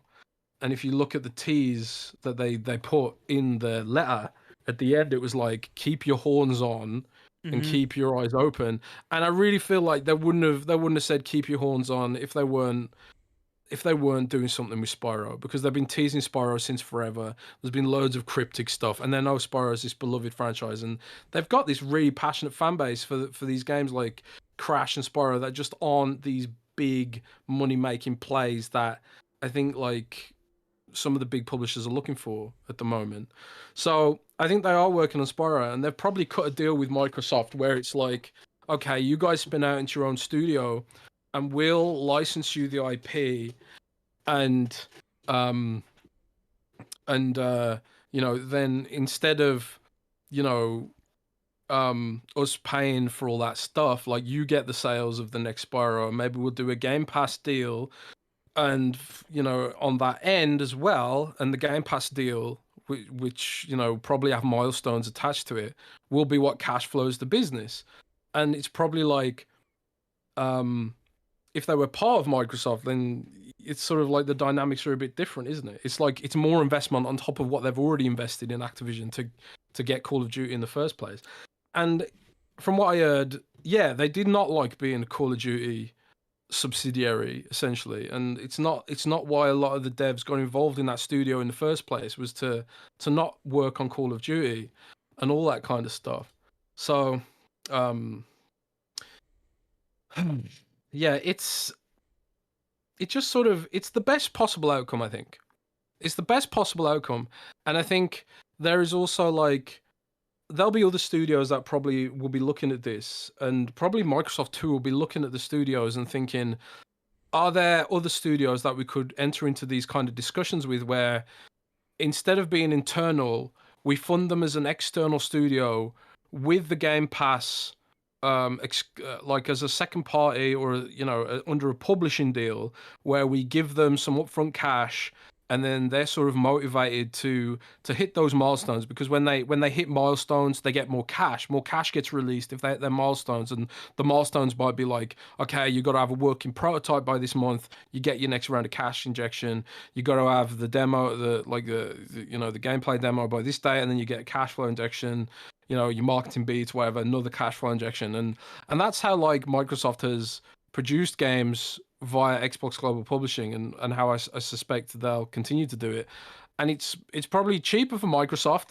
It gives those studios more autonomy, and potentially, and this will be similarly to how Ori and the Will of the Wisp worked, and Ori and the Blind Forest, where Moon Studios was an external studio, and then they would have hit milestones, they would have got the cash injection, and then eventually they ended up with arguably one of the best products that Xbox has put out in the last couple of decades. And that's Ori and the Will of the Wisp and Ori and the Blind Forest, So it makes sense. And I think this is the best situation for all involved. And I wouldn't be surprised if you see other studios exploring these kind of talks and going down this kind of route with Microsoft, where they carry on building games for Microsoft as an external entity. And maybe it's better for everyone involved, because corpo life can be stifling, man. If you're not like, because you have to sort of, follow all these set rules, and there's all this legal stuff you got to do, and being within a corporation is a completely different feeling to being sort of more in charge of your own destiny. And I think for some studios and their cultures and stuff, it's a stifling environment. And I think we've seen some studio acquisitions suffer in that kind of environment. You've seen it where EA spun up a studio using, and just pooling together industry talent, and then it just doesn't work. And we kind of saw that with the initiative, where Microsoft was like, okay, we're going to throw a ton of money at these rockstar developers, and we're going to make a new kind of studio, and it's going to be really sick. And it just doesn't work within the structure of Microsoft's corporateness, or Activision or EA or Ubisoft, and it just doesn't work for whatever reason. So creating content is hard. Being a creative entity is hard, and and when you start adding corporate stuff into the mix, it can be creatively stifling. Some studios thrive in that environment, but other studios won't. And it's like, it works for anything that's creative, I think, where like, so in some situations it can be a benefit to have that kind of corporate structure, and then other situations maybe not so much. So like, yeah, it's different, but I think this is probably the best scenario for all those involved. And I think it will potentially lead to a better game, but we'll just have to wait and see. And someone in the chat asked me if this is all speculation or fact, and it's I would call it well-informed speculation, because I only have one side of the story, and this is why I don't like to report out these kind of reports and I have like every side of the story. And there's a lot of people at Toys for Bob, and right now I've only got one or two people's take on the situation, which gives me what I believe to be a good picture of it. But I don't want to ignore any other takes on it. So take this as informed speculation, I would say. And I would take the idea that other Xbox studios could do this. That's pure speculation on my end. But I do wonder, like, if some studios have looked at what's been going on and thought, this might be better for us too. And then Microsoft might even be thinking the same. Like, maybe we could do this with some of our other studios that aren't thriving within our corporate structure, So, yeah, that's Toys for Bob. And I just hope it's better for everyone. It's better than the studio being shut down.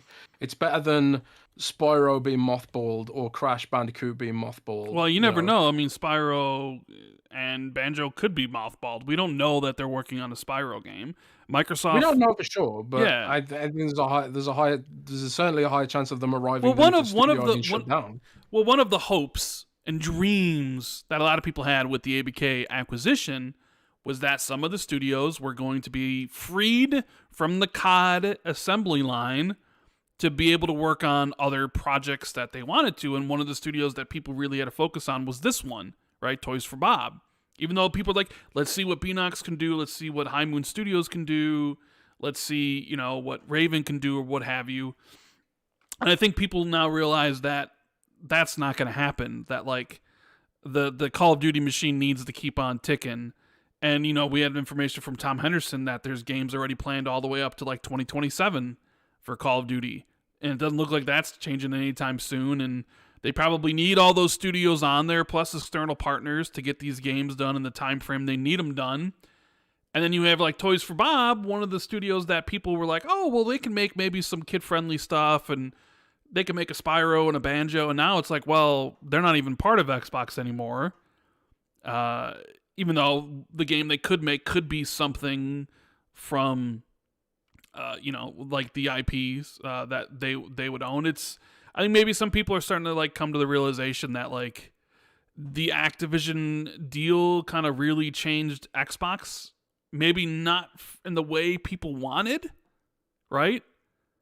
I think the real truth of it is that all these ideas of like Call of Duty going a 2-year cycle and Beanox and Toys for Bob not having to work on card and all that stuff. I think all of that was just pure hopium. I mean, there was no evidence that was going to happen. It was just like, oh, we hope this happens, Right. And there was always this flip side. It's like Call of Duty is very big, very expensive, thousands of devs. Is it really realistic to actually believe that this train could slow down in any kind of way? Like, if the whole business model has been embedded for like a million, if the whole business model is sort of matured and embedded in a specific way, any kind of disruption to that business model in terms of income, that's going to hurt the business, and that's going to hurt people's income. If like they need the annualized Call of Duty to pay all those devs because that's what they've been expecting to do since forever, and the salaries are set on the basis of there's going to be an annual card, it's going to sell at least this many copies. You can't just be like, oh yeah, we're not doing that anymore, we don't need to do that anymore because we're Microsoft or whatever. That's not how businesses work. So I guess it's just a lot of hopium, and I suppose a lot of this stuff's hopium. It's like me hoping, to get what they're going to do with Warcraft, and they're going to make like a Warcraft 4, for example, RTS. So they're going to bring that back. I think StarCraft's a shoo-in, because I kind of feel like in my interview with Phil from, was it December? Mm-hmm. I think, or was it January? I can't remember now, or November even. In my interview with Phil, he was like, I don't just put out these teasers for fun, and then like in the same breath, he was talking about StarCraft. So it was kind of like, I think StarCraft's a shoo-in, but like things like Warcraft 4, would that happen? Or like a Warcraft single player game, would that ever happen? Like all these kind of fantasy projects, or a Banjo, or all these other stuff. Or I had someone in my DMs asking me about Blackthorn the other day. Do you know what Blackthorn is? It's like an old Blizzard game from the 90s. Do you think Microsoft could revive Blackthorn? And like people on the Xbox 2 Discord, which is /XB2, discord.gg, by the way, if anyone wants to join. I had there were people in Discord talking about Prototype the other day, and like a lot of people were hoping Microsoft could revive Prototype, and maybe it could be Microsoft's answer to Infamous or whatever, open world kind of game, superhero fantasy kind of game that Xbox doesn't really have in great abundance right now. And it's just kind of like, maybe that was just never a thing that was going to happen. Yeah, I mean, I think the business realities have kind of set in. Although this was surprising. I didn't expect this to happen, but I'm glad that they didn't get shut down, because I think you're still going to get a game. There's probably still going to be with Xbox, and who knows what it could be. But yeah, like the ABK thing, and ABK thing to me almost seems like it's gonna end up being a monkey paw wish. It's almost like we should have been rooting for it to fail, because it almost seems like it sort of brings more unwanted attention onto the brand from higher above, right? Now there's like more expectations to make more money and get return on investment, and to do that, it's like, well, we might have to bring our games elsewhere. As like Phil said in the podcast, it was like pretty much like, well, we could do one of two things. It was like we could raise prices, which they did, right? They raised the price of the games, they raised the price of Game Pass, or you go find new audiences. And I think that's kind of what everybody's struggling with at this point, with how much like budgets have gotten out of control, and how like the industry itself isn't growing. And it's like, we've raised prices, like we've raised prices, we've raised subscription costs, we've raised the price of the console. We haven't really even done any cuts, but we're still not making as much money as we think we should be for our shareholders. It's kind of like, okay, what's the next step? And it's like we need to go to where more people are. And I'm not sure if the ABK thing never happened. I don't think Microsoft is this fast track to get to that point. Honestly. Right? Yeah, in my opinion, like you have to give Microsoft credit here. They've been pretty transparent about it. I mean, Satya was out there saying like the Call of Duty deal has to start making money immediately, and maybe they completely overpaid for it. Maybe they didn't do their due diligence. They did overpay for it, yeah. Yeah, I mean, well, yeah, they definitely did, but that's what you have to do to get some of this stuff, and it's kind of like, well, when are you going to make your money back? Is it in like 50,000 years or something? Will you have made the money back by the time Fallout 5 comes out? Is that how long we're going to be waiting for it? But it's kind of hey, the TV show's Fallout 5. They said that today. Oh, I'm sorry? I saw some interview with Jonathan Nolan. They basically said the TV show's Fallout 5, so you're getting your Fallout 5. Can they not say that, please? Oh. That makes me feel sick. That makes me feel like we're not going to get a Fallout 5. How? So that's the most mismanaged IP in history, man. I'm telling you. But anyway, it's another topic for another day. I'll talk about that with Mr. Matty, me and my Fallout buddy. But yeah, I don't know, man. It's going to be a weird year, and it's not going to end here. I mean, the layoffs usually come at the start of the year because that's when they're doing their projections and they're setting budgets. And a lot of companies have been out there warning investors and shareholders that they're expecting a contraction. Like Sony's expecting to sell less PlayStations than what they projected previously. I think even Nintendo was saying that too. Console industry. This gen's playing out quicker than they perhaps expected. PC, the AI gold rush is leading to a massive competition in chips and processing power, which is having an effect on the first of all the price of lower end chips, but also like the viability of lower end chips to sort of compete with PC. Like these consoles are already so far behind what's capable on PC, and yeah, but they're far behind, but they're also not that much cheaper either. Or at least that they haven't come down in price at the same cadence that they would have hoped to have done so, because in previous generations those chips would have come down in price much faster, and now you've got like ARM based chips and ARM designed chips that are starting to put out console quality graphics that are far cheaper, man. They are far, far cheaper, which is again another aspect to all this kind of stuff. But yeah, I think the industry will balance itself out. It'll find itself again. I don't think console gaming is doomed. I don't think we're all going to be forced to play gacha games or mobile games or whatever. I don't think that's going to happen. There'll always be companies that are just passionate about building the kind of games that we want to play. Maybe to a lesser degree, or maybe we have to accept that they're perhaps a little bit smaller in scope or something like that. That things will balance out and even out again. But it's going to be painful to watch it all play out. It's going to be. It's so strange, man. It's so strange to talk about like, oh, it's going to be pain points to this, pain points to that. But it's like last year there was so many bangers launching non-stop, and this year is the same. Like my backlog is just endless. I know, man. it just continued, right? Like you ended up with Lost Crown, which I think bombed.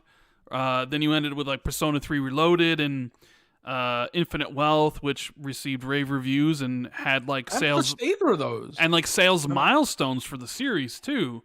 And then that immediately went into like Banishers Ghost of New Eden received probably better reviews than people thought it would.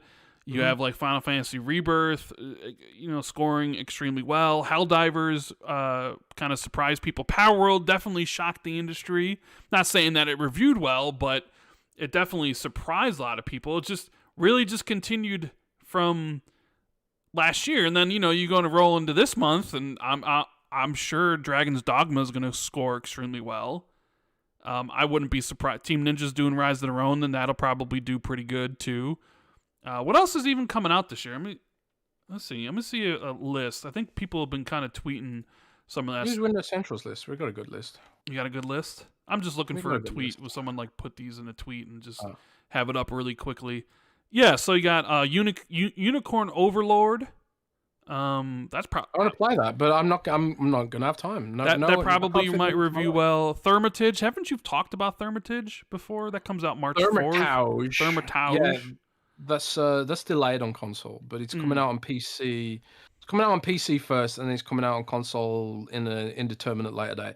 But yeah, that's very good too. It's really, really great. Play the PC demo. It's a really. You got the old strange Star Wars Battlefront collection.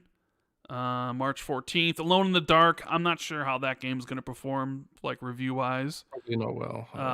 But Dragon's Dogma and Rise of the Ronin. HiFi Rush on PS5, March 19th. Dragon's Dogma 2, Rise of the Ronin, March 22nd. Yeah, isn't Wukong supposed to be this year as well?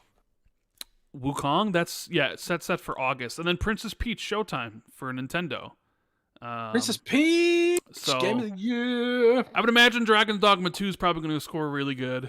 But yeah, it's just keeps on going, right? So too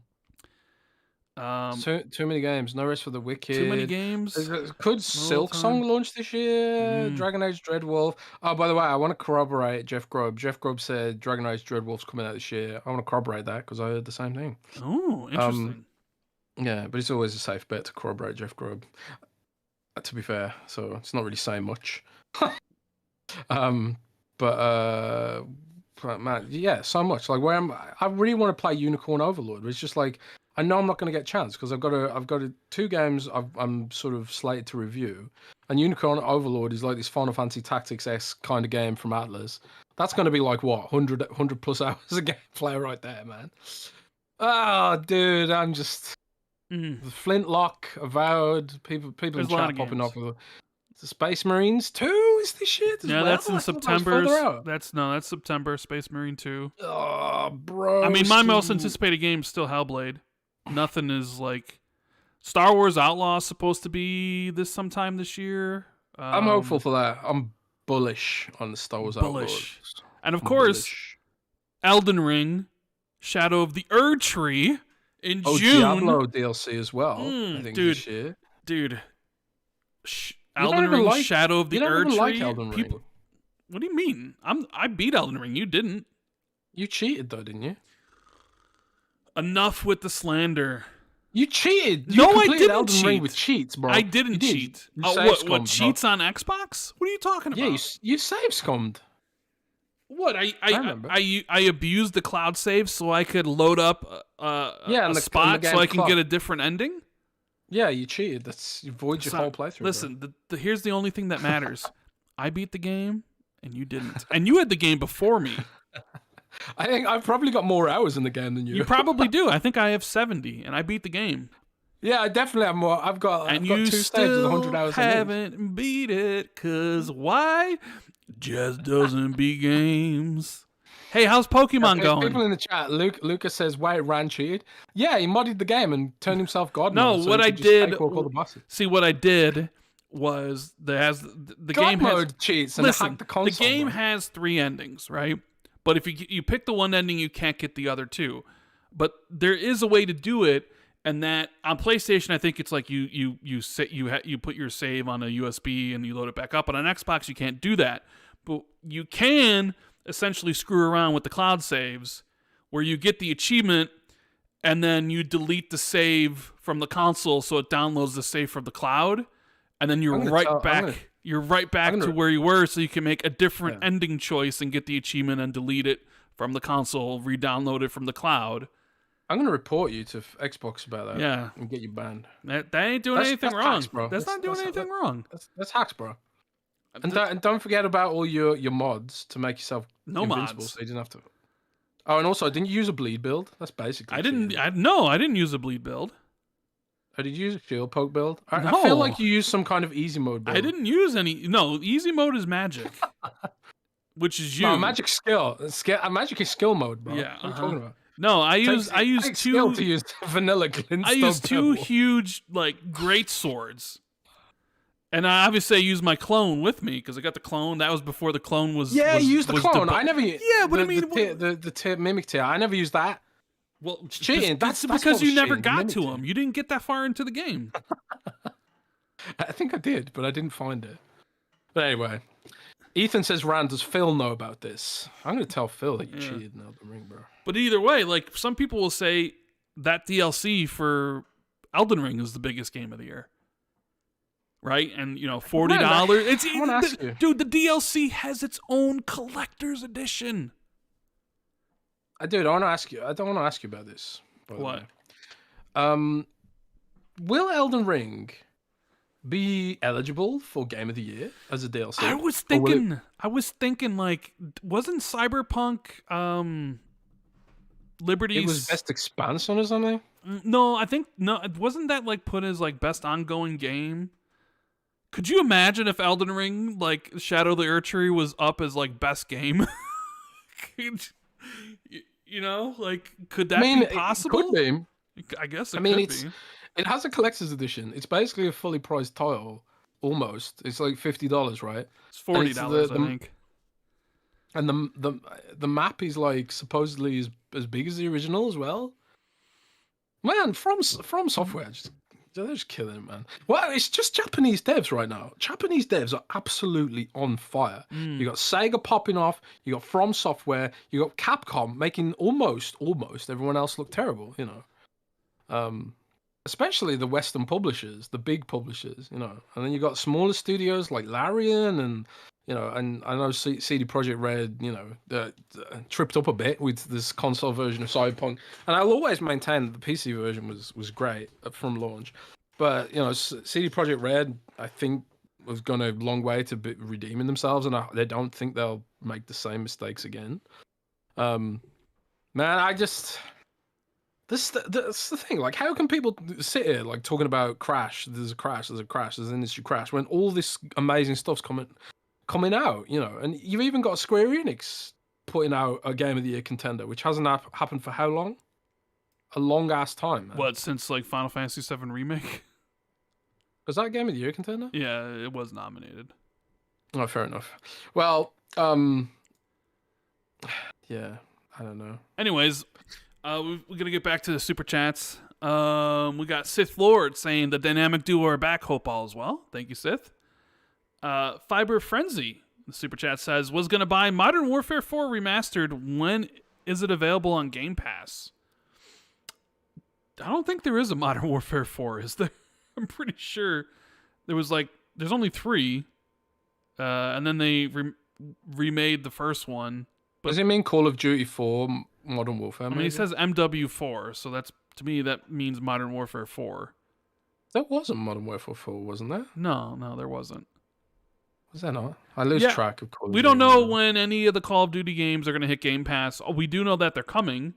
Phil's reiterated that, yeah. Yeah, the first ABK game to hit Game Pass will be Diablo 4, like end of March, I believe, end of this month, like May 28th or 26th or something. But nothing about Call of Duty. I think he said the reason the holdup is because they're trying to get the PC versions in sync as well. So I don't know what they're doing there. There's I suppose like with the PC versions, there's more complexity involved when it comes to the weird Windows Store stuff, maybe. But yeah, it'll happen. Zeo Mafia says, what are your thoughts on the idea that Xbox is bringing the 4 games to other platforms to appease regulators so they receive as little pushback as possible when they make acquisitions in the future? No, I don't think that's the case. I honestly think it's literally what they said. This experiment, they don't know if it'll play out, if it hurts if it hurts the Xbox console's monthly active users in any way, I think they will reconsider.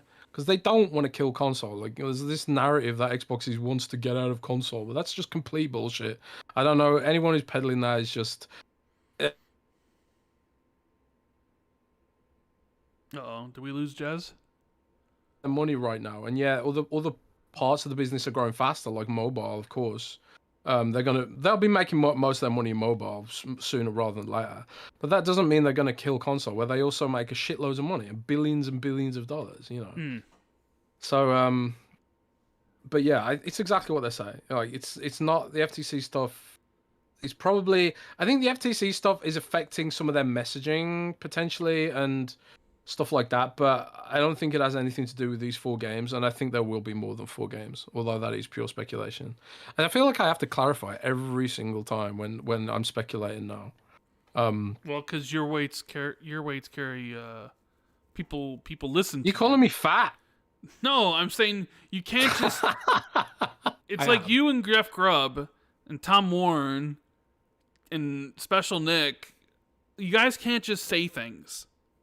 Because people think people think your words have like hidden meanings or double entendres, and that so like if you were to, because it's happened to you guys, I'm sure some people are going to be like, Jez Corden says other Xbox game studios are going to go independent, right? That's pure speculation. Even though that was pure speculation. That's pure speculation. But I'm just saying, people put weight and value on your words that it has more meaning than what you say it does, right? Which is why like you can't just come out and say something, because then people will be like, oh my god, is it happening? And then you'd have to like, because Grubb goes through that stuff all the time, where it's like a difference between him saying something's happening and then him speculating about maybe something could happen this way, and people take the speculation as fact, right? So you got to be careful. You gotta be like me. You gotta be like low key. Nobody cares what I say. Lies, bro. Nobody does. It's lies. I mean, well, that's because you constantly say, I'm not an insider. I'm not an insider, and then you make these weird, uncanny predictions that become mysteriously completely true, like the following week. That's not true. But yeah, I don't know. I've kind of like I've pulled back a lot on,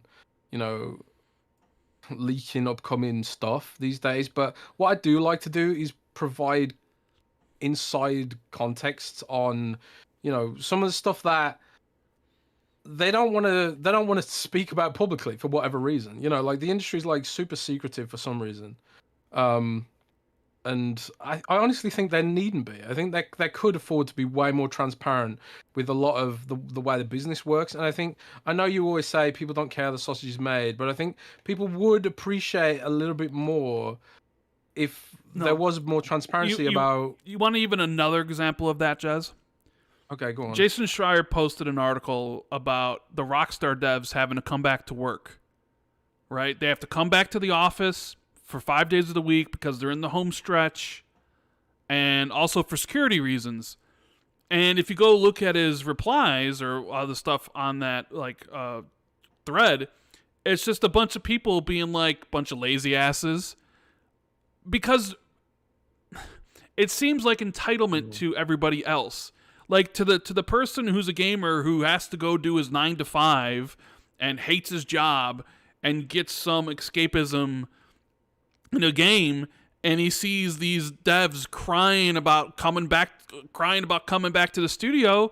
Like, to him, that's not gonna sit well with that person, right? I just got a team kill in Overwatch, man. I'm just saying, like, people don't care how the sausage is made. They will never care about how the sausage is made. Listening. So, but I honestly think I want to push back on you. I'm going to push back on you, buddy. Okay, go ahead. I think though the comments you see are from the small minority of haters, bro. Sure. I think haters gonna hate, and I think people who make hate comments are the minority, because I think if people see that comment of like, for example, a dev explaining why they're doing something, I think when someone thinks, oh, that's fair enough, they don't comment. Sure, yes. When they're that's why negativity sells on social media and YouTube and elsewhere, right? Because there's people a huge bias agree towards negativity. Yeah, because people who agree and people who like in general like stuff, they just don't say anything. It's the people that are angry. It's the people that are like, yeah, this is bullshit. Yeah, this stuff is woke. Yeah, it's right? Bullshit. They're the ones who are going to basically voice their displeasure about stuff, right? Mm-hmm.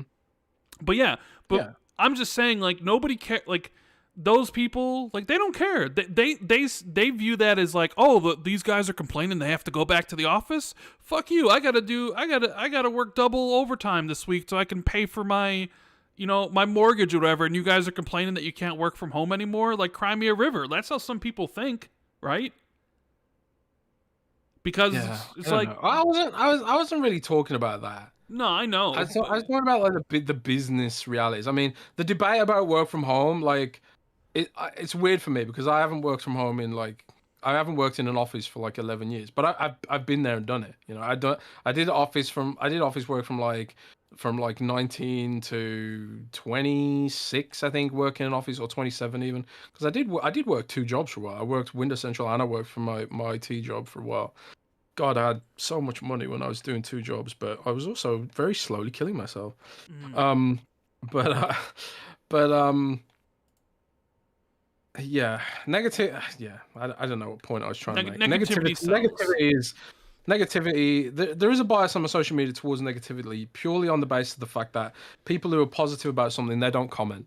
They don't bloody comment. There needs to be more incentive to say something positive, on social media. And now we're going off on a tangent about psychology and social media and stuff. And I don't want to, because I ain't a psychologist and I ain't an expert on this stuff. But I do feel like there does need to be some kind of incentive to have a positive comment every now and then. Because right now the incentive seems to skew hard towards negativity, and I think that does affect the way some devs think about like what should we do about this. If we say like the reason we haven't done XYZ is because of this, and they worry about the negativity and the backlash and all that kind of stuff, then of course they're not going to say anything. So I think if more people like, try to be a bit more understanding, and if they do have an understanding, say something nice and say something kind, and I do get a lot of positive comments, and you do as well on when I look through YouTube, and I suppose it's human nature as well that we tend to remember the threats and the negativity. And I'm a fuck it, I'm starting a psychology podcast now. Let's do it. Let's and make sociology, sure sociology too. Start that podcast and then start your WWE podcast, I guess. Yeah, and my UFO podcast. Remember that? And your UFO podcast, yeah. I'll start my book podcast. Yeah, book podcast. I really wanted to do a UFO podcast, man. And I've started a World of Warcraft podcast with my good buddy Berserker Rage. So Unshackle Fury. So check that out if you like World of Warcraft stuff. But we got Achievement in the super chat saying, Rand, if Xbox released an episodic game like Hellblade, would you play it day one or wait for it all to release and binge play? I'd probably play that as it released. I used to play the Walking Dead games like that, where I would play each episode, but you sort of lose the excitement. And they don't. I don't really think episodic works in video games. I mean, clearly all the studios that sort of done that have stopped. So I don't really think that was like a viable business model. But I probably would play it. Because there's just, even though I'm very much of the mentality of binging, I did watch Wheel of Time week to week because I was super excited for it, right? Because I'm a big Wheel of Time guy. Dark Matter, which is a book I know. Dark Matter, which is a book I really enjoyed. The Apple TV show is coming out in May, I believe, or maybe it's in May. I'll probably watch that week to week. But normally I would wait for everything to be released. Nerds and Other Legends says, welcome back, fellas. Dune 2 was a masterpiece, by the way. Yeah, I'm hearing very, very good things about Dune 2. So Dune 1 was pretty good. I don't know if I'll have time to go and see it. Oh man, I really want to see it before it exits the cinema. It's only just hit the cinema, right? Maybe I do have time. I'll have to go all the way to Nuremberg to watch it. Just James, member for 4 months, says, hey guys, Jez, where's the Final Fantasy Pixel remasters? Any news? Rand, thanks for recommending Ori. If anyone who hasn't played it, get that game downloaded. Yes, Ori and the Blind Forest is amazing, and then Ori and the Will of the Wisps is even better. But I don't think there's any news on Final Fantasy Pixel remasters, right, Jez? No, I haven't heard anything. I think they'll come eventually, and I think part of the slowness is them spinning up more teams that do port work, because one of the things Square Enix has struggled with is the simultaneous global release. And I remember back in there, I remember Blizzard announcing that moving forward they will be doing simultaneous global releases for their games, and it was like a big deal. It was like, oh my god, Blizzard's finally big enough that they can do this, you know. So I think there is some complexity there that I have to work through, but I do think it'll happen eventually, presuming Sony hasn't got some kind of nefarious deal to screw over Xbox again. Well, I mean, Xbox is giving them games, so they're just probably going to use the money they get from the Xbox games to make some deal to hurt Xbox, and it'll only be Xbox's fault for doing it. Yeah, right? yeah. Hey, but at least Sea of Thieves is going to require a Microsoft account to log in and play. That good old Trojan horse, huh? Yeah, I mean, I actually spoke to someone about this, and I was like, "Can I take my Pentiment save from PlayStation and put it on my SSROG Ally? Like, does it work with Xbox Play anyway?" And they were like, "Oh no," and I was like, "Well." I was like, if hang on, if the narrative is Xbox is on every screen is an Xbox, then every screen needs to support cross saves and stuff like that. Don't half-ass it. If you are going all in on this thing, do it properly. But yeah, the online games are definitely gonna be a Trojan horse, and Microsoft will be able to say, look how much our monthly active users grew. And it will be a lot of PlayStation users. It already is a lot of PlayStation users, with Minecraft and stuff like that. So that is true. But it's a good thing. It's a good thing, I think, mostly. Tim Pizza calls me out in the super chat. Says, "Remember when Rand got a new computer and 100,000 subs and said he'd be on camera?" Pepperidge Farm remembers. Hey, I remember. All in due time. Don't worry. I said it'll happen. It'll happen. I'm just not at that point yet, man. Just not there, but it'll be there. Don't worry. You'll get your podcast and everything with my beautiful face. Supernova says, all layoffs happened in the past was nothing to Kojima love Akili until Toys for Bob independent. Is the Initiative Studio real? Yes, the Initiative Studio is real, and I do find it absolutely hysterical that Kojima, during all this entire week, silent about Sony, silent about EA, and his first tweet was about Toys for Bob. Oh, you mean Keighley? You said yes, Kojima. Jeff Keighley. Well, he mentioned Kojima lover Jeff Keighley, essentially. Oh, right. And dude, I saw some devs. There was a lot of criticism. Dude, I saw some devs go at Jeff more so than maybe even like the Game Awards thing where they're wrapping it up. People are like, Jeff is not a friend to devs. Because he didn't say anything. Granted, does he have to say anything, I guess? But I think some people think he should use his platform for good, and he just remained quiet. Not evil. And it's just funny, he remained quiet about Sony and EA, and then the first thing he tweets about was Toys for Bob. And it's like, He probably didn't even know. He's probably on his yacht. Oh, please, he knew. Sipping on some champagne, But nah, I some of my people in my team were talking about it, and Kirk from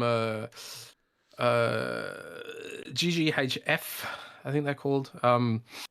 It's a gaming outlet. He put together an article about pretty much calling out Jeff Keighley about that, saying the industry needed a better spokesperson, and like a lot of people would agree with that take. And I was kind of like, at first I was like, why do people want him to just tweet some stuff? It's like that's not gonna change the mechanics of capitalism. Jeff's tweets aren't gonna change anything that's going on. But I kind of see people's point that he should at least be like, doing something, like retweet. Like I've been on LinkedIn retweeting vacancies and stuff, and it feels like it's pointless, in a way, because it feels like, what can you do? Like this is not. It's like I don't know. It's like throwing a cup of water into a house fire or something. But at least it's something, And I feel like Jeff probably should use his platform to do a bit more, to give back to devs that have frankly given him so much, Yeah, I don't know. We have BT Maverick 707. Did you guys see that Alana Pierce's video today calling out Xbox Era for being liars and not actually having a source in her what is up Xbox video? I did, yes. Kind of I think that's quite irresponsible. very irresponsible of Alana. Yeah, I think because Alana's got a huge platform, and all of her fans are going to go after them now. And does she have any evidence that they well, made the it up? evidence is that Phil said it wasn't Starfield and Indiana Jones. Yeah, but didn't Xbox Era say it was for consideration after No, Shattered Space? they said like they're planning on releasing it after Shattered Space this year. But because Phil said not those, then Alana's like, oh, they just lied for clicks, which is like, but they did. That means you're saying like Sicka Mechanico John, who's a friend of ours, Xbox Era, like deliberate, because a lie. Look, do we have to explain to people what the difference between a lie is and like? It's like, okay, Phil Spencer saying that Xbox Scorpio is going to have VR, and then not having VR. That's not a lie. It's like at the time it's true, but obviously business realities change, and then suddenly it doesn't have VR. Doesn't make it a lie at the time, right? And John isn't going to be someone who's going to lie for clicks. So, no, he's not. And he's not the only person who had information about potential Starfield going on PlayStation. A lot of other people did too. They were just the first ones to report it. So for her to say that, oh, they just lied for clicks, especially with how big of her platform is, and the fact that she's like an ex-journalist who went to like journalism school, is like, it's pretty bad. Because you already have people that are piling on Xbox Era for that report, and now you're going to even get more people because they're not going to look into it, and it's just like, yeah, that's, you know. Tom Anderson says, did she call out Xbox Era also The Verge? Did The Verge report on that as well? Well, no, The Verge she didn't. I don't think she called out the Verge, because I think Tom only reported about Indiana Jones, and I think Tom and John used different verbiage. Tom used considering for Indiana Jones, which, hey, I'm sure Xbox considers lots of things at any point in time for stuff, right? And I think John used the verbiage planning, which planning and considering, even though they're similar, I think there's like, planning means something more than considering, right? Considering to me is like thinking about it. Oh, I'm thinking about doing it. But planning means like I'm actively working towards making it happen, right? Considering is like, well, I'm considering going to like, I'm considering going to Walt Disney World this year. Thinking about it. Planning means like, am I invited? No, I'm just saying the difference to me when you say considering, I'm considering going to Walt Disney World. You're thinking about it, like maybe I'll go this year, go to Disney right? World. But planning, like I'm planning to go to Walt Disney World. That means like you're looking up airfare. Maybe you bought the tickets. You're looking at hotel stays. Like you're actively working towards your trip to Walt Disney World happening. So I even though like the words are kind of similar, I think there's that means different things.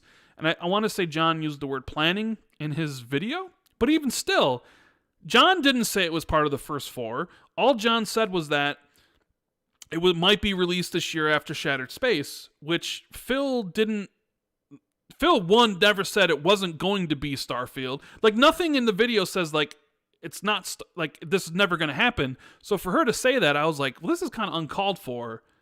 And then I think there was some of the comments. I think even Tom Warren was saying stuff to her in the comments, and she's like, well, I've been to journalism school, and they should have updated the article. And I guess maybe you could make the argument that, the article should have been updated to say Phil Spencer says Starfield's not a part of this, but we stand by our sources, whatever. But I don't know. It just kind of became this whole thing, but yeah. I mean, I know John, and he's not the kind of guy to lie. And, you have to remember, Xbox Era is like, it's they know that they knew that report was not going to be taken lightly. Like John told me that they were worried about putting it out, but being a journalist, being an actual journalist, sometimes is about putting out the articles that you believe to be true, even if it's gonna get you a load of blowback. I'm blacklisted by some of my favorite devs and favorite studios because my mentality was journalism is supposed to be about reporting things that are of interest to the audience. I haven't been to journalism school. I haven't been to school, period. But that's my interpretation of journalism as a kid who grew up watching the BBC, like the closest approximation of it. That's why I don't call myself a journalist. I call myself a blogger because I've never been to journalism school, and there probably is a lot of stuff that I don't know about what you're supposed to do as a journalist in certain situations and stuff like that. And that's the thing. I think like the rise of YouTube and the internet in general has created a lot of citizen journalists who haven't gone to journalism school and content creators who have journalistic ethics and want to do the right thing and they want to tell the truth and they want to do reports and all that kind of stuff. I don't think necessarily journalism school plays a factor in telling lies and telling the truth and stuff like that. I don't think Xbox Era lied, and I did say earlier on the show that I heard Starfield was not being considered, right? Which contradicts what Xbox Era put out there. I just think Xbox Era. I think Xbox Era. And I don't know. I haven't spoken to John or Nick about it or why they are the sources they did. But the internal rumor at Microsoft was that someone wanted to cause trouble, and I think there's the source that they were given that information by, and I'm not going to ask them to out their sources or anything like that. But I think the source was probably someone that was a name, and someone they thought they could trust, and someone who is either on a revenge spree, causing trouble, and maybe misrepresented the facts. I don't think Xbox Era lied, and and maybe it's even true. Maybe we will see that Starfield was planned all along, and that Xbox Era will be redeemed. And that's the thing. If it is true, Xbox Era will be redeemed, and I hope that people who attack them will come out and apologize and stuff. And I'll certainly I'll be there too. I'll be saying yeah, I said that Starfield was not being planned, and clearly it was being planned. You guys were right. I've give Nick. What was it that Nick, what was that Nick was right about that I was wrong about? There was something. I mean, Nick says he's up 3-0 on you. One, For what? Nick said Starfield was next gen. You said it'd be cross gen. Okay. You said Indiana Jones would be multi-platform. He said it would be exclusive. But then again, it was multi-platform. We know from the FTC trial, they renegotiated the thing, right? But okay, so I was right then. Good. Well, now I got redeemed. No, but it ended up being exclusive. But I guess if it does end up going to PlayStation, I guess you were also slightly redeemed. Plans change. The one that we're waiting on that will determine the ultimateness of this is the Gears collection. Nah, the statute of limitations is the statute of limitations. Do you hear that, Nick? It's been too long now. It's been 2 years. It's been like 2 years now. Dude, when I that shit was not in development when he said it was. I'm sorry. So if it's in development now, the statute of limitations passed, buddy. So there's no flows for that one. But yeah, I mean, I think there's a if they're doing all this other stuff, why not Starfield? I'm sure that there'll be interviews with Phil this year at E3 or whatever constitutes E3 these days.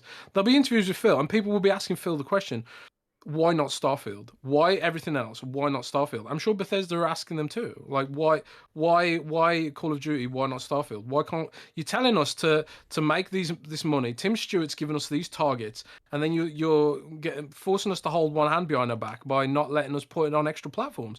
So you have to sort of be you have to readjust your expectations if we're not allowed to put it on PlayStation, Mr. Tim Stewart, and so on and so forth. But I don't know. I don't know. It's a load of fun and games in this video gaming world, in this video gaming industry, right? Yeah. Yeah. Yeah. Leaks are fun, ain't they? Yeah. It's funny. I actually see some people saying Jez said he's heard a lot of Xbox studios want to go independent. See, I told you. Who said that? Kimona Tong, our buddy in one of the Discords, saying that you said a lot of Xbox studios want to go independent. Where did he say that? In the Xbox Era Discord. Well, Kimona Tong, you need to learn to read, kid, because I said it's pure speculation. Well, how could he read? You said it. There's nothing to read. Well, if Joaquin can read an audiobook, then that's not Joaquin. Yeah. Well, fucking use your ears then. I said that was speculation, for fuck's sake. That's what I'm talking about, man. I don't know if any other studios are going to do it. I just said it's speculation. Jesus Christ.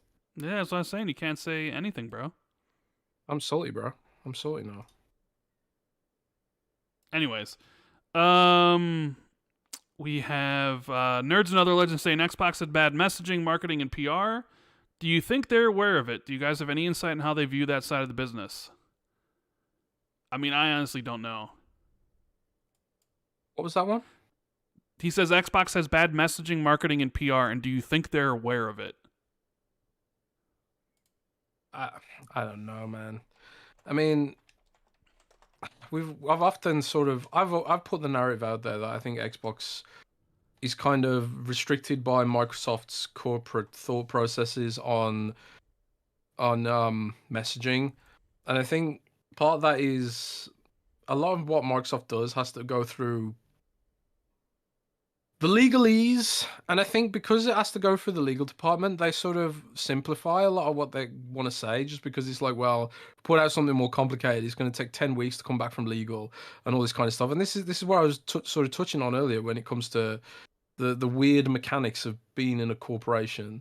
I'm sure they are aware that they can do better, put it that way. But we'll have to see what happens. I mean, it all boils down to money at the end of the day. How much money is being spent on marketing and messaging?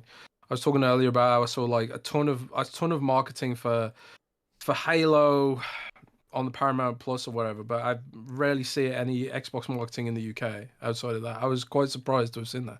I did see a bunch of Persona 5 marketing though for Xbox when that came to Game Pass. But that was like, that's a rare thing, man. I tell you what I did see a ton of marketing for in my town in England, in the middle of nowhere. Suicide Squad. I saw a ton of marketing for Suicide Squad in my town, and I don't think it moved the needle, Rand. I don't. Not moving the needle, huh? Yeah, not moving the needle. Where are you going? Let's see. We got JD Gamer. It says an interesting thing. An interesting thing is that no one could ever accuse Microsoft of being an emotional company that may be the most data-driven company ever. So no matter what it is they do, there's some data to support it. Yeah, that is true. And I've written an article about how too much data can be a bad thing. Sometimes you just need good old human intuition. Basically, they should let me decide everything that happens at Xbox. Yeah. He also says, unfortunately, in the gaming community, you find lots of backseat drivers, Monday morning quarterbacks and such. They swear their analysis proves that says Microsoft is wrong in their approach to gaming. Senior Bean says, did you guys see the Digital Foundry face-off for xCloud and PlayStation Plus streaming? PlayStation beats xCloud in every category tested except latency. Feels like an unfair comparisons to me. Thoughts on this? Well, that's all you, Jez, because you're the one who uses xCloud. I mean, it honestly depends how close they were to each server. And I would presume that they accounted for this. Did they test PlayStation Plus and xCloud in an equidistant manner? If they didn't, then there's your answer of why it doesn't seem like a fair test. But I would have presumed they would have accounted for some of this. But I will say that xCloud seems to be, like any cloud service, it seems to be heavily dependent on where you are.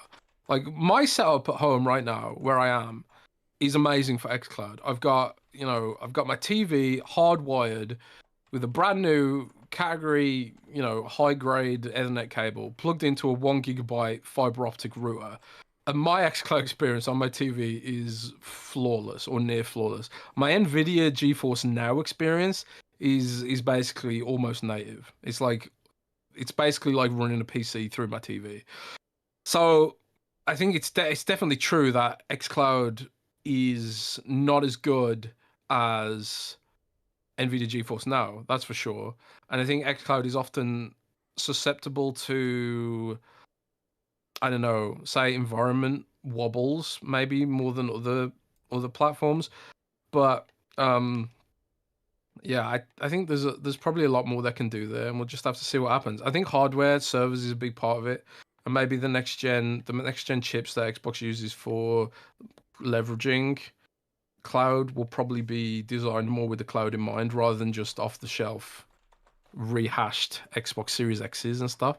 Because a lot of the encoding, the video encoding, has to sort of detract from the game quality and stuff right now, I think. But yeah, I don't know. The key thing there is content at the end of the day. Like the xCloud just has so much more content than PlayStation Now or PlayStation Plus or whatever it's called these days. But I did play Bloodborne on PC through PlayStation Now, and it was really great. It was a really solid experience. It's a very, very good platform. I need to watch the video though to comment more, but I'm sure Microsoft's watching that, and they're probably like, "What can we do about this?" Because I know that they've got a long way to go to compete with Nvidia. Nvidia is by far the best solution right now. Right. Like magic, bro. I wonder what like Microsoft's like next gen, or like, I would imagine they would want to get up to the levels of like Nvidia and PlayStation, and what PlayStation has eventually. You know, it's a matter of how they get there, right? Because they use like the Series X, but in Series S mode, so they can have 4 iterations.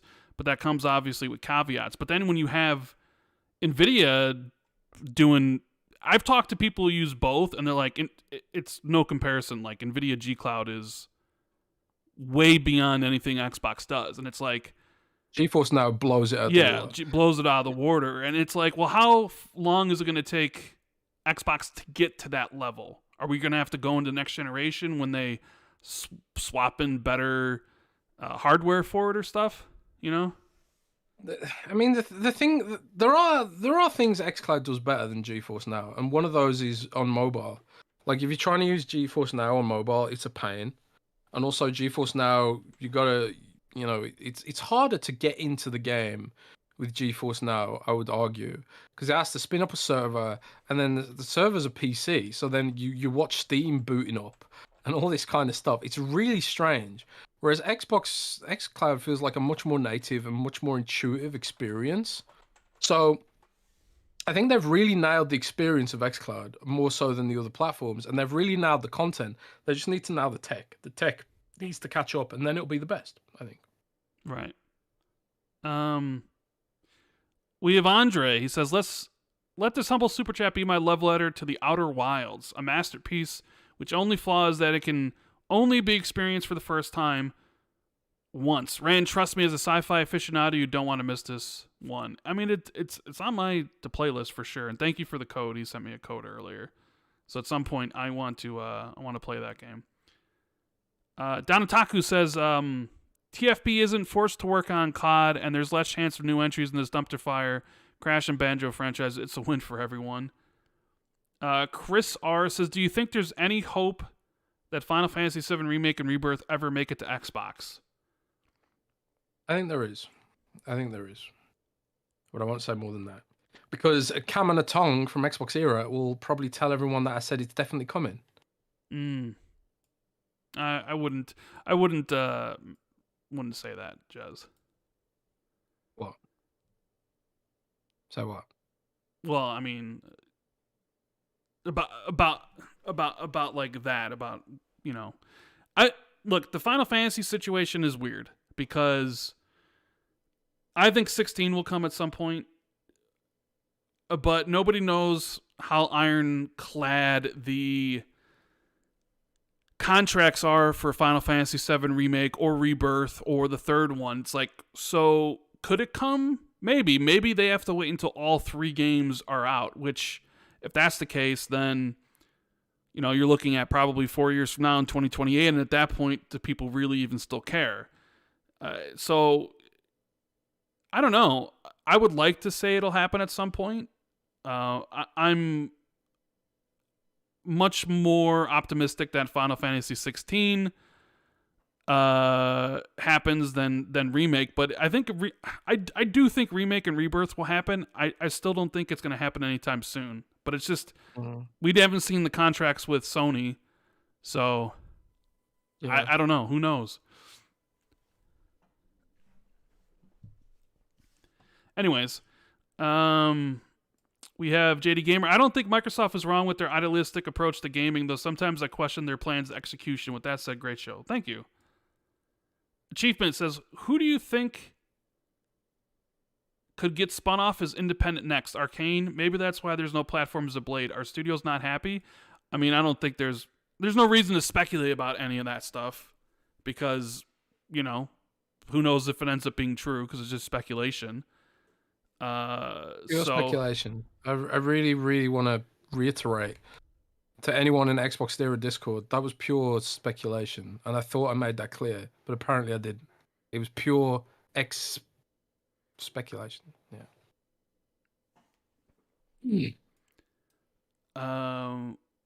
Face 23BKNY. Jez, thoughts on PlayStation Plus cloud streaming better on PlayStation 5 than Series X confirmed by Digital Foundry?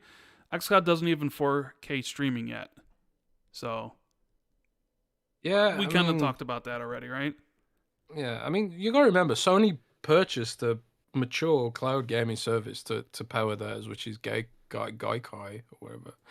But so it's not as if Sony is coming from the back of the bus here, but it's also kind of like Microsoft is the cloud company, so it's not a particularly great look, But also, I don't know their methodology for testing it.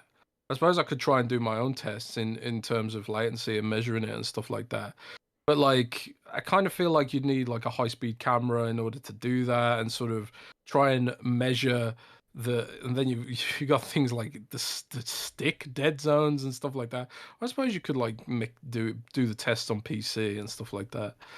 There's a lot of variables there, but I think it's kind of a moot point because NVIDIA GeForce Now blows them both out of the water. So, I think on your phone, xCloud is the best. And for content, xCloud is the best. I think for PlayStation stuff, obviously PlayStation Now is the best. And probably for general use, if you're a PlayStation gamer, then it's included, right? In your PlayStation Plus subscription at a certain tier.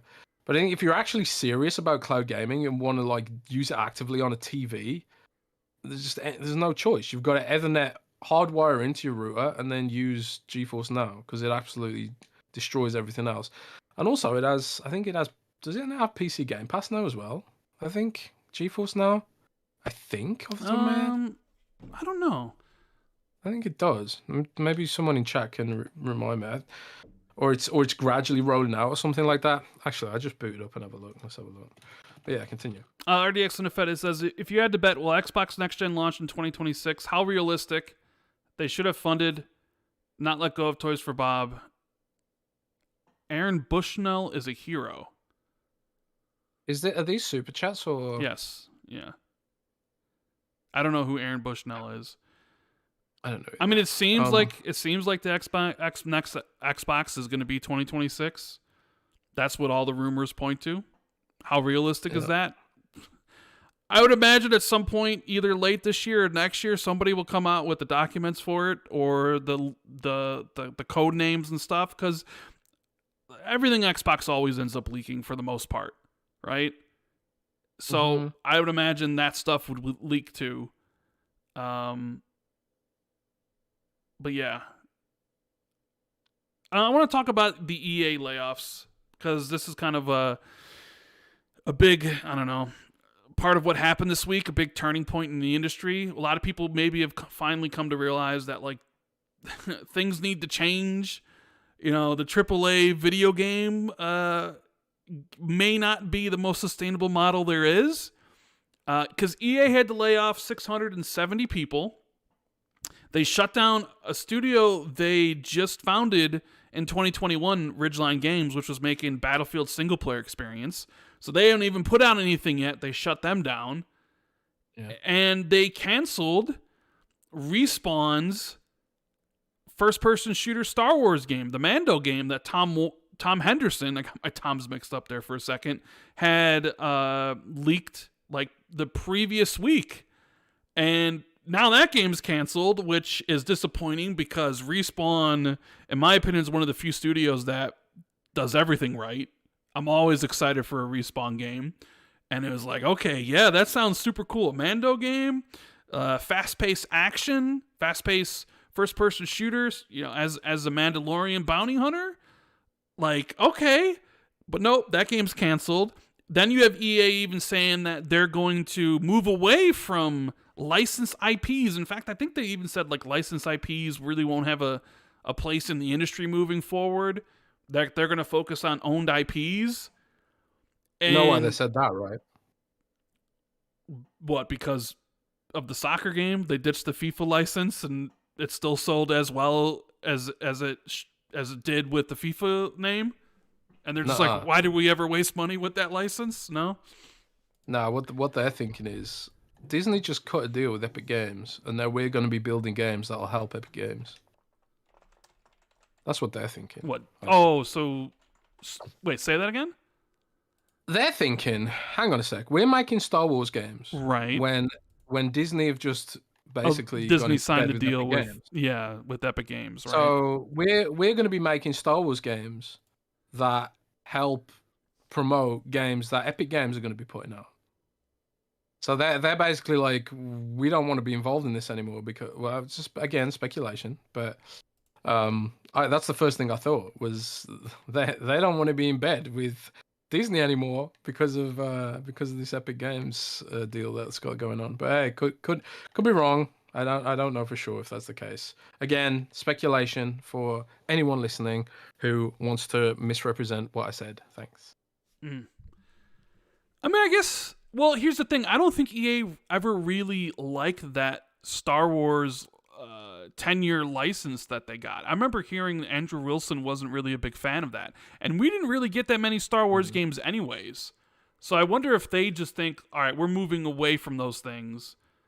But then again, I don't know. Like, Insomniac just had to lay off a bunch of people at their studio, and they just put out Spider-Man 2, which sold 10 million copies in 5 months or whatever it's been. And even that didn't help them. I guess it all comes down to margins. When you have a license and you got to pay some of that off at the top to a license holder, but the games you're making cost hundreds of millions of dollars, it's not really a good business model, huh? That's a lot of millions of dollars, bro. But people do want to make Star Wars games, though. I mean, look how many people ended up making a Star Wars experience after the 10-year deal with EA finished, right? So, yeah, I just thought that was interesting that the licensing stuff was, at least EA thought it wasn't going to have that much of a, be used that much in the industry moving forward. And does this let Respawn maybe kind of think about Titanfall 3 instead? I hope so. I mean, if they confirmed Jedi 3, right? Yes, they did confirm Jedi 3. That's probably the last one, though. Yeah, I would imagine probably the last one. Yeah, I would hope so. I mean, if EA is like, yeah, we should make our own IP, which I think is good in a world where Epic Games and Disney are in bed together now. Then yeah, maybe it does, move towards that where you own the whole IP and grow it into something else. I think like the business model really is like you want to be able to license your own IP out rather than you license in, because like you could do Titanfall TV show, you could do Apex. Well, I was supposed to be an Apex Legends TV show. You could do like all this other stuff, but if you're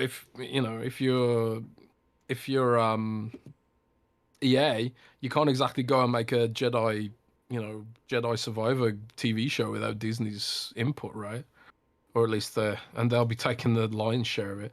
By the way, I just want to confirm that PC Game Pass is available on Nvidia GeForce Now, which basically is all the same stuff that's on xCloud, meaning that you get a better xCloud if you use Nvidia GeForce Now. But I suppose you have to subscribe to both to get that. Right, yeah. So that is how it works. So not only do you got to subscribe to Game Pass, you also then got to subscribe to Nvidia GeForce, right? Yeah, GeForce used to be it's free with ads.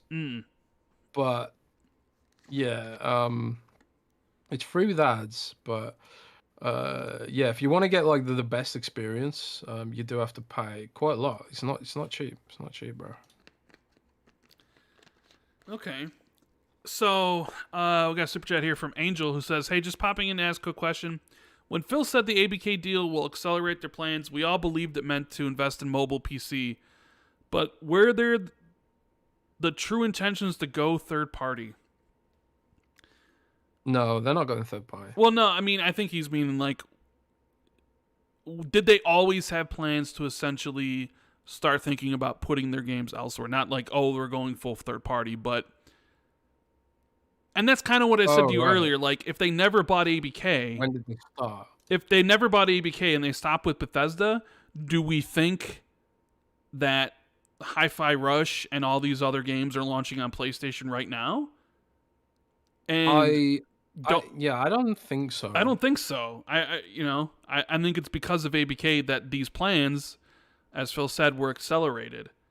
You spend $70 billion, people are gonna want gonna want to see a return on that, and it's like, all right, well, honestly, there are parts of this that I just don't get.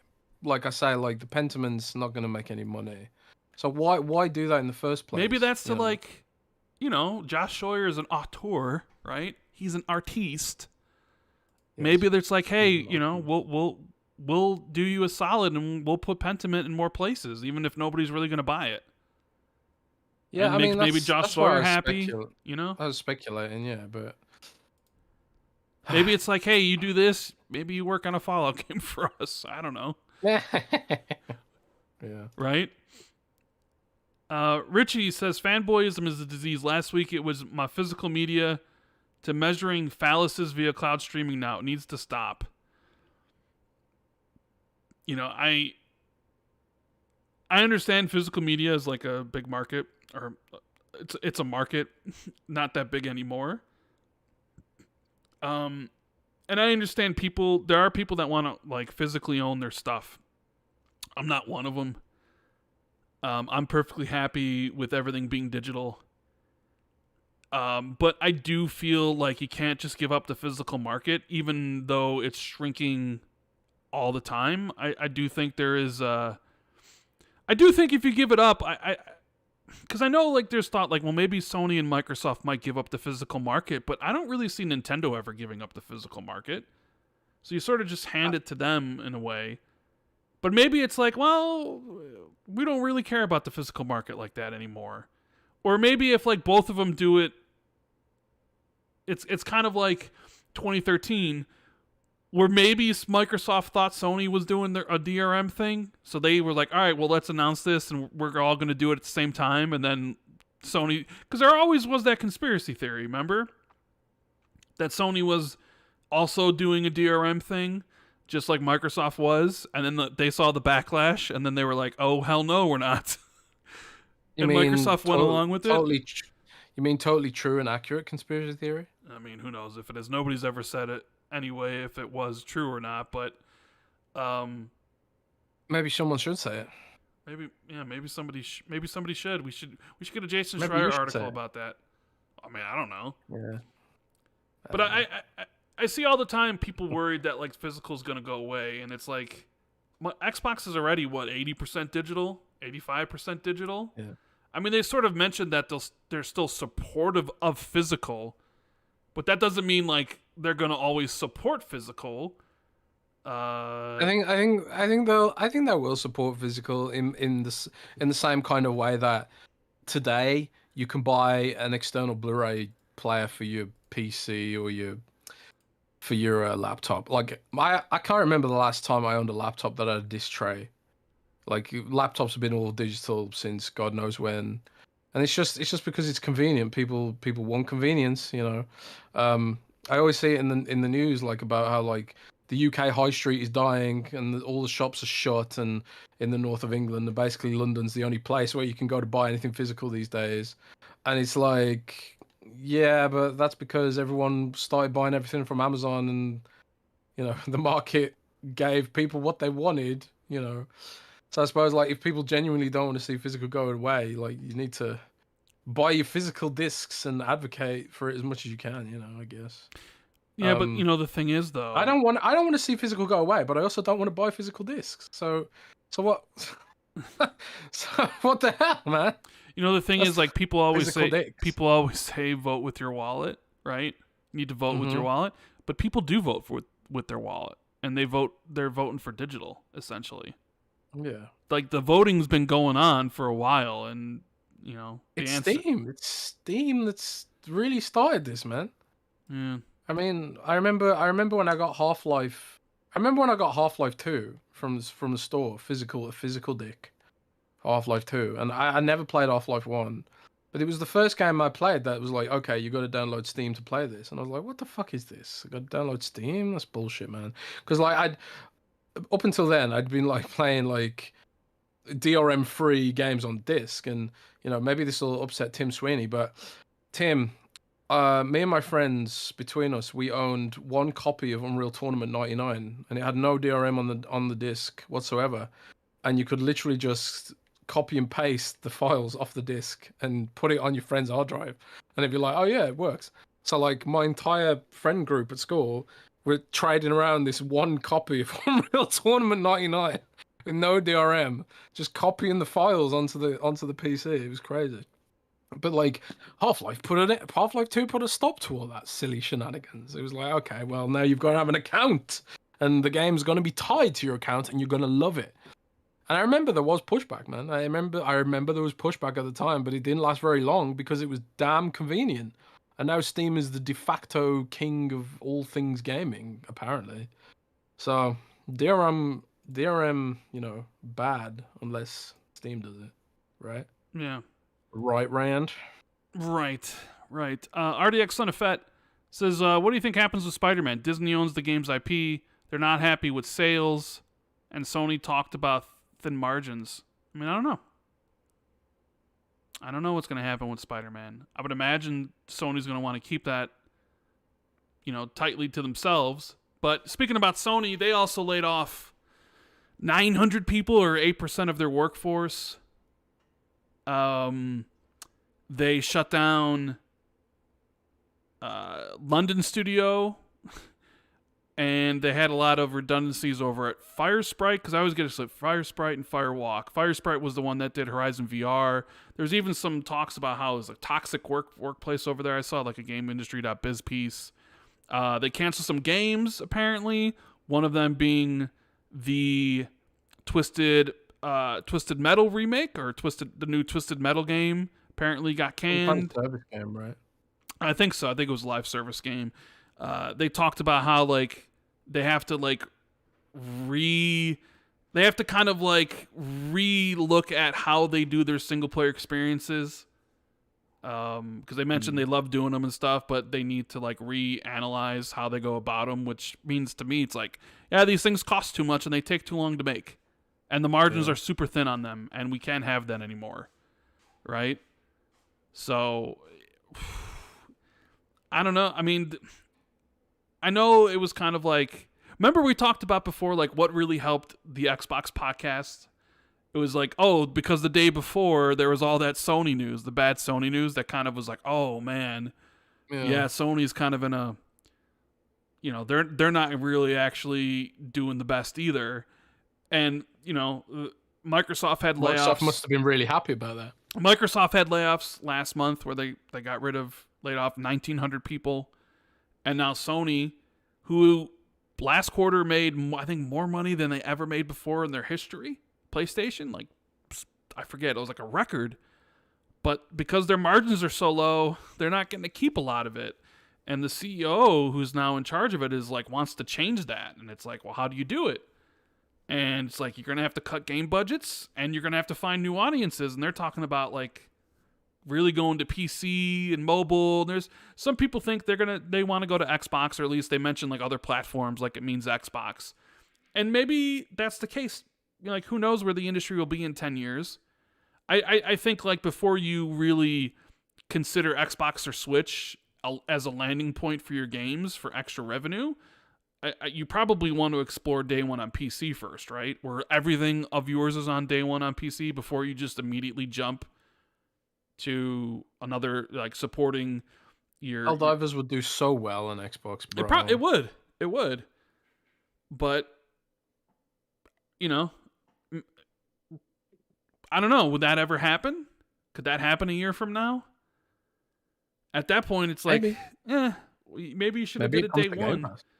You know, but I'm more talking about like Sony really considering day one on PC. Like, all right, instead of just the live service games, it's like, all right, Death Stranding 2 day one, Wolverine day one. Like, they sort of seem like, no, the single player games are going to be a couple years away, right? They're finally bringing Horizon Forbidden West to PC this year, which is like 2 years after its release.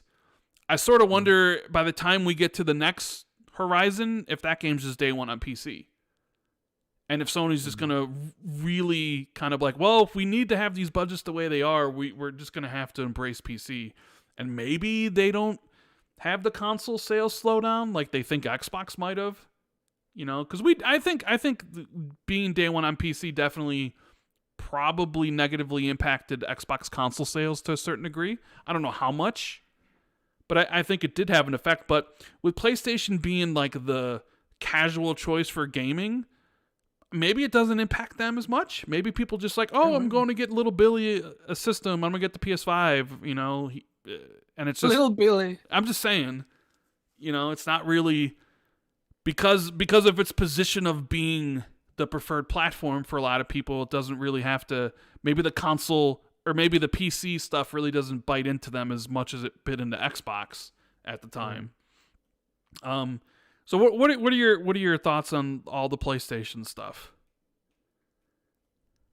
Well, I think there's already a lot of speculation about Sony's margins and stuff like that for quite a while. Those people, because Sony a little bit more transparent about the granularity about of their business, and I suppose that's because like they can't really hide PlayStation under the rug like Microsoft hides Xbox under Azure and all that kind of stuff, right? So like we got a better picture of what their profit margins have looked like over time, and Derek from Tweetone puts out a load of great graphs and graphics to show how it's gone quarter over quarter, and like you've seen Nintendo's operating profit margins have been quite healthy, but you've seen Sony shrink, you know, and I suppose part of that is because Sony makes these photorealistic AAA, quadruple A mega bangers, whereas Nintendo rehashes the same Unity assets for Pokemon repeatedly and sells 20 million copies every time they do it. So you know, that's the power of Pokemon, eh? And there are other games. So yeah, it's expensive. It's far more expensive to make the, you know, some of the games Sony likes to make versus like your Pokemons and stuff like that. Far more expensive. You know, but you have to imagine like my Xbox's profit margins look probably similar or maybe worse. I don't know, or maybe they don't look worse because I don't think some of Microsoft's games have as big of a budget as Sony's, and Microsoft's deeper into service games than Sony, and also mobile, I suppose, than Sony is. And you gotta remember, Microsoft's always got that Minecraft revenue ticking in at all times. So yeah, but anyway, so suppose it didn't come as a huge shock. Which is, at least, you know, to anyone who's been paying attention to the industry and isn't a fanboy, it didn't come as a huge shock. And I remember when people were using the Xbox Layoffs for console war purposes, and you know, you all know exactly what I'm talking about when I say this. But there are people out there, plenty of people who see Xbox layoffs and they don't think, oh man, that sucks for the people affected. They think, haha, I've got a great tweet to console war here about this. And I was thinking, like, man, do these people not realize that it's probably going to happen to Sony too once they've finished doing their quarterly analysis and stuff like that? It's not like Sony was waiting for Microsoft to finish theirs before deciding whether or not to do layoffs. It's sort of like the reality of things. Like it's them thinking, like, if things go on the way they are, we're not going to have an 8% profit margin. We're going to have a 4% profit margin, and then a 0% profit margin, and then a negative 4% profit margin. And that's when shit really hits the fan. You don't want to be in the negative, because at that point you're shrinking, right? But anyway, I mean, it sucks, obviously, for everyone that's affected. I don't know what it's going to look like for PlayStation's games, and I don't know what it'll look like for other stuff. I think, like, some of these ventures they've been on, like VR, I can see VR being sidelined or killed off completely, potentially. I mean, yeah. I mean, the London studio was the one that was supposed to make VR games, and then they transitioned to something else. Yeah. And it's like, oh, because now they're making the PSVR 2 compatible with PC because, yeah, oops, they put out a device nobody really wanted at a price point nobody was going to buy it at. And VR, at least, isn't ready yet.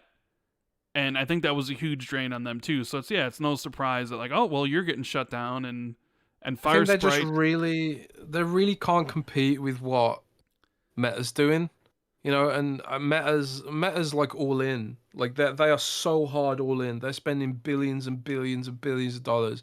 Like, Zuckerberg's sinking so much money into this paradigm because they're sick.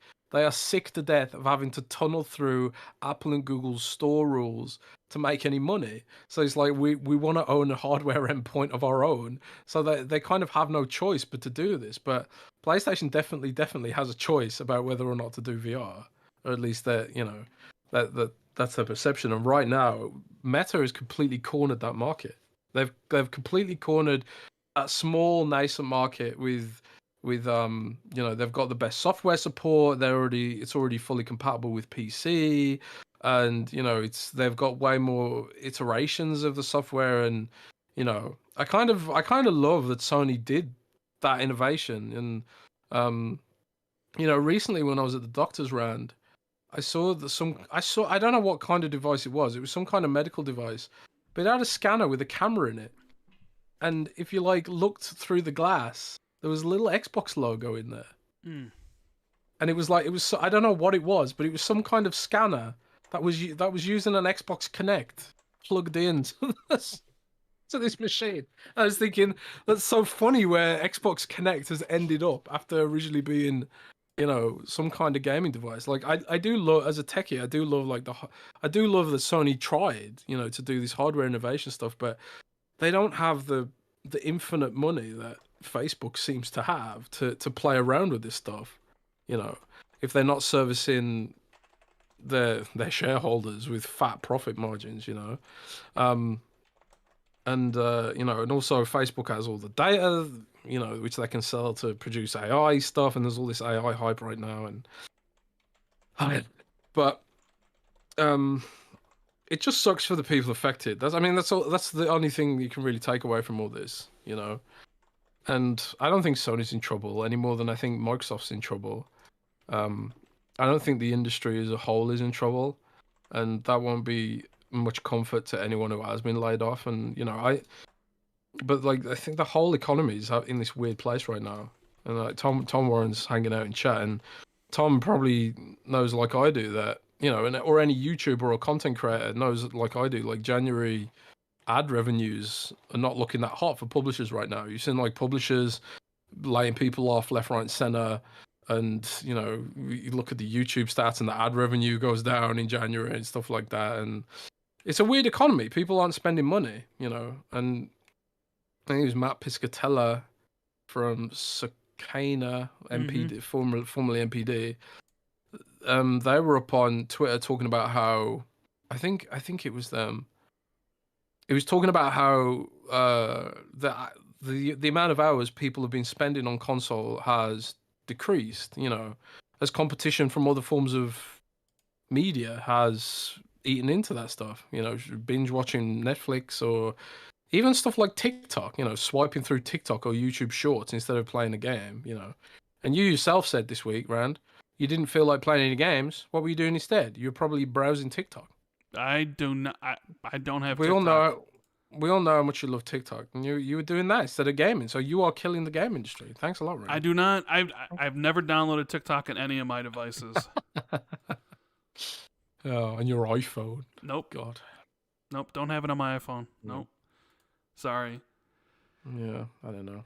Gamesley Well, says Netflix in the is super doing chat, all right. "Love you guys." It's Gamesley.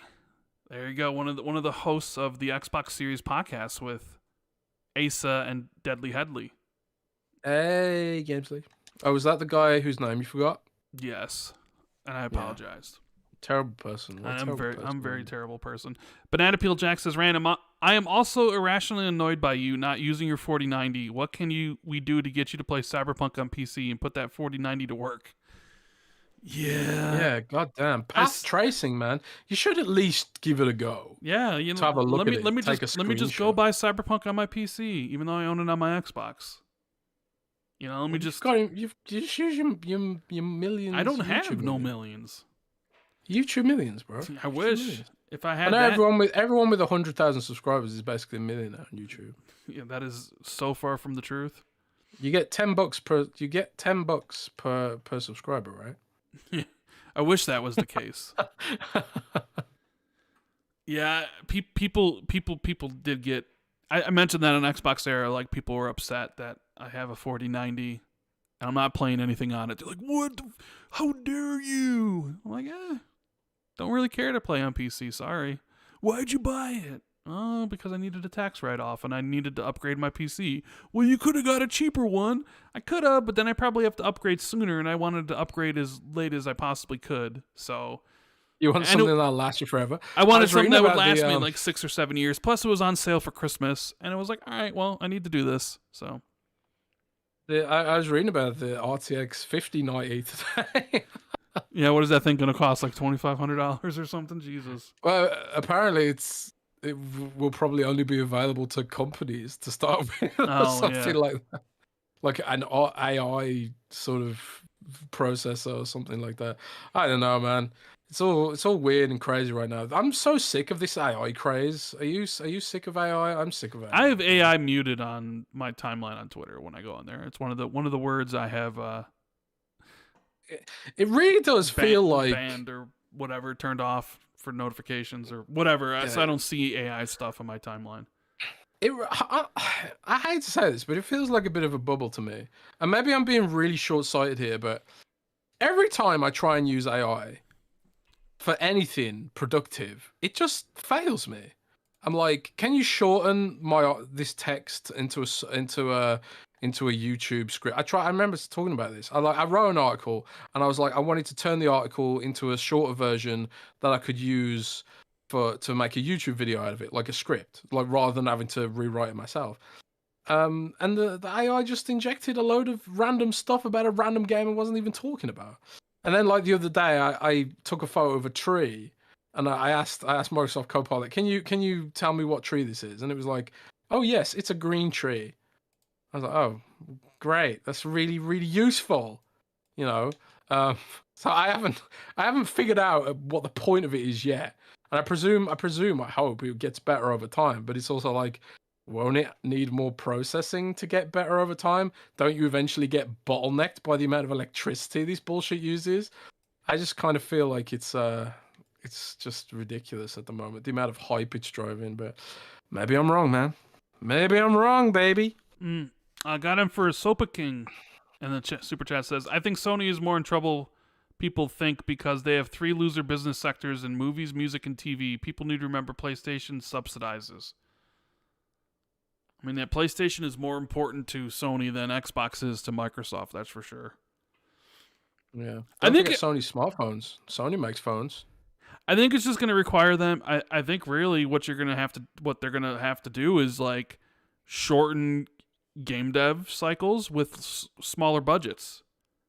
Like not And what I mean by that is like you could probably still afford a God of War that has a really big budget because they're not paying anything off the top to a license holder like Disney for it, right? But not everything needs that, $200 million, $300 million budget. But Sony got away from some of the quirky stuff they used to do during the early PS4 gen and PS3 gen, and everything had to be like single player, immersive AAA stuff. And not everything needs to be that. Not everything needs to have, needs the budget for that. And I think maybe it's finally catching up to them. And they're probably just going to have to be like, all right, well, some games can't, instead of being this 40-hour experience, maybe it's only 20 hours. It's sort of what Sean Layden was saying after he left PlayStation, that he said the AAA video game industry was unsustainable, and that what needed to happen was you needed to have shorter games with smaller budgets. And I think that's probably... I really like that expand alone thing that Sony are doing. Yeah. But I also don't know how viable that is. I know, like, I spoke to some devs, because I'm writing a piece at the moment about why all the layoffs are happening across tech, and I'm asking, like, I'm speaking to a lot of people about all sorts of things, not just tech and not just gaming, but also tech, and trying to figure out, for people who are wondering, like, what is the nitty gritty of why all this stuff's kind of happening. And like one studio head I spoke to recently was talking about, like, a lot of people are talking about $80 games, and it's like, and I couldn't help but think, like, isn't that just going to make it harder to compete with free games like Genshin and Fortnite? The $80 games, man. I mean, you might be able to raise prices up to 80, but I think that's about as high you can get. You already raised it to 70. Feel about it. I don't know how people chat. I mean, to me, it's not a big deal to me, because I'm within my means. And I remember when I was a kid, Majora's Mask, for whatever reason, I don't know if it was because it was scarce or something, but when I went to the store to buy Majora's Mask, it was £70, and that was back in the 90s. It was £70 in the 90s. And I don't know if it was because it was hard to get copies of at the time, and they were just upmarking it or some bullshit like that. But I remember my mom being mortified that this video game costs this much money, when, like, usually you get them secondhand for like 20 quid or something like that. And I just imagine, like, if you are someone who buys games, I suppose, it's your primary hobby and you think it's worth doing, because people spend loads of money on all sorts of things, whether it's going out drinking or painting Warhammer miniatures, like my buddy Samuel Tolbert at Windows Central. People are willing to spend on things they're passionate about, but maybe it also just makes Game Pass more attractive. For the games, like, if like Call of Duty is $80, but it's also on Game Pass, does that not increase the desirability of Xbox as well if they do raise prices to $80? True. Maybe they can have their cake and eat it. Maybe this helps Game Pass, because you get your whales buying the games for $80, for say, and then Microsoft can also, like, well, you don't have to pay $80 for it, just get it on Game Pass, bro. But you've also got to buy an Xbox for it, because Sony won't let us put it on their platform. And maybe that's the way it all goes. There's still people think that when Grand Theft Auto comes out, that game's going to be like $100 or $150. And honestly, Grand Theft Auto 6 probably could pull $100. Probably could. But that's maybe one of the few that could. So I think like, when it's a game like that, like, because there are people because that's like a game that doesn't end too, if you play online. Dude, what if they introduce like a monthly paywall for it? Like, you have to pay $15 a month to play Grand Theft Auto Online or something, like it's Final Fantasy 14. Works for World of Warcraft or whatever. Yeah, but I guess it depends. Is like, are you looking for that? I don't know. How does that work? Put it this way: World of Warcraft has, but like every year and a half, there's a fully priced expansion. Well, it's not fully priced. They're usually like $50. There's a $50 expansion with a collector's edition every single year, which goes up to anywhere like $150 or something like that, and then a deluxe edition as well, a digital deluxe edition. And then on top of the I think it's £12 a month, $12 a month subscription fee, and there's microtransactions on World of Warcraft as well. Not many of them, but they are there. And people pay for it, and it is notoriously one of the most profitable games in history. So I think Rockstar could totally get away with £15 a month for GTA Online, and then $90 for the base game, $200 collector's edition. If indeed the game is, the second coming of gaming Christ that everyone expects it to be, but I don't think there's many games that can do that. Yeah. I think like that really has to be a true quadruple A game. And that's what people are expecting of Grand Theft Auto, and I kind of feel like maybe people are overhyping it a little bit, but I kind of feel like people expected Cyberpunk 2077 to be a lot of people thought that Cyberpunk was going to be this Grand Theft Auto kind of game, I feel like, but it turned out not to be. But who knows, man? Who knows? I'm reading the chat here and what people are saying, taking on.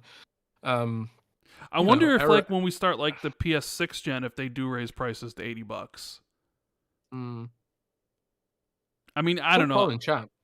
I think you could go 80 maybe, but I don't think you can go higher than that, because you already started seeing some pushback on 70 for like new IPs, like Immortals of Avium, new IP, $125 million.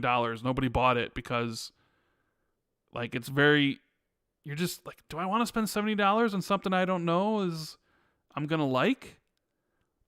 Right? That is I mean, yeah, it's gonna work for the big games, but you know what? You know what's gonna be eating their lunch? The games that are free. Fortnite. You don't need to spend any money to have fun in Fortnite. Although I don't know if you saw that report where it seemed like kids are getting harassed for not spending money in Fortnite. I did see that. Yeah, I've heard that. Like they don't have the cool skins or whatever. Yeah, they don't got the cool skins, so they get bullied in Fortnite because they don't have like John Cena's skin or something. Dude, I remember being at school. Dude, I gotta ask you. Did you see the Willy Wonka stuff this weekend? That happened this week in Scotland or whatever it is, with that like Willy Wonka experience thing. Yeah, the fake thing in Scotland. you know that happens quite often in Britain. Does it? This is not the first time something like this has happened and caused a national scandal, where they've gone on a Facebook group and been like, oh yeah, it's going to be a cool day event for kids or whatever, and then you turn up and it's just garbage. This is not the first time this has happened. It's like a common scam, I think, in Britain. But yeah, it's really funny. I saw Sea of Thieves had a great tweet taking the piss out of it. Yeah.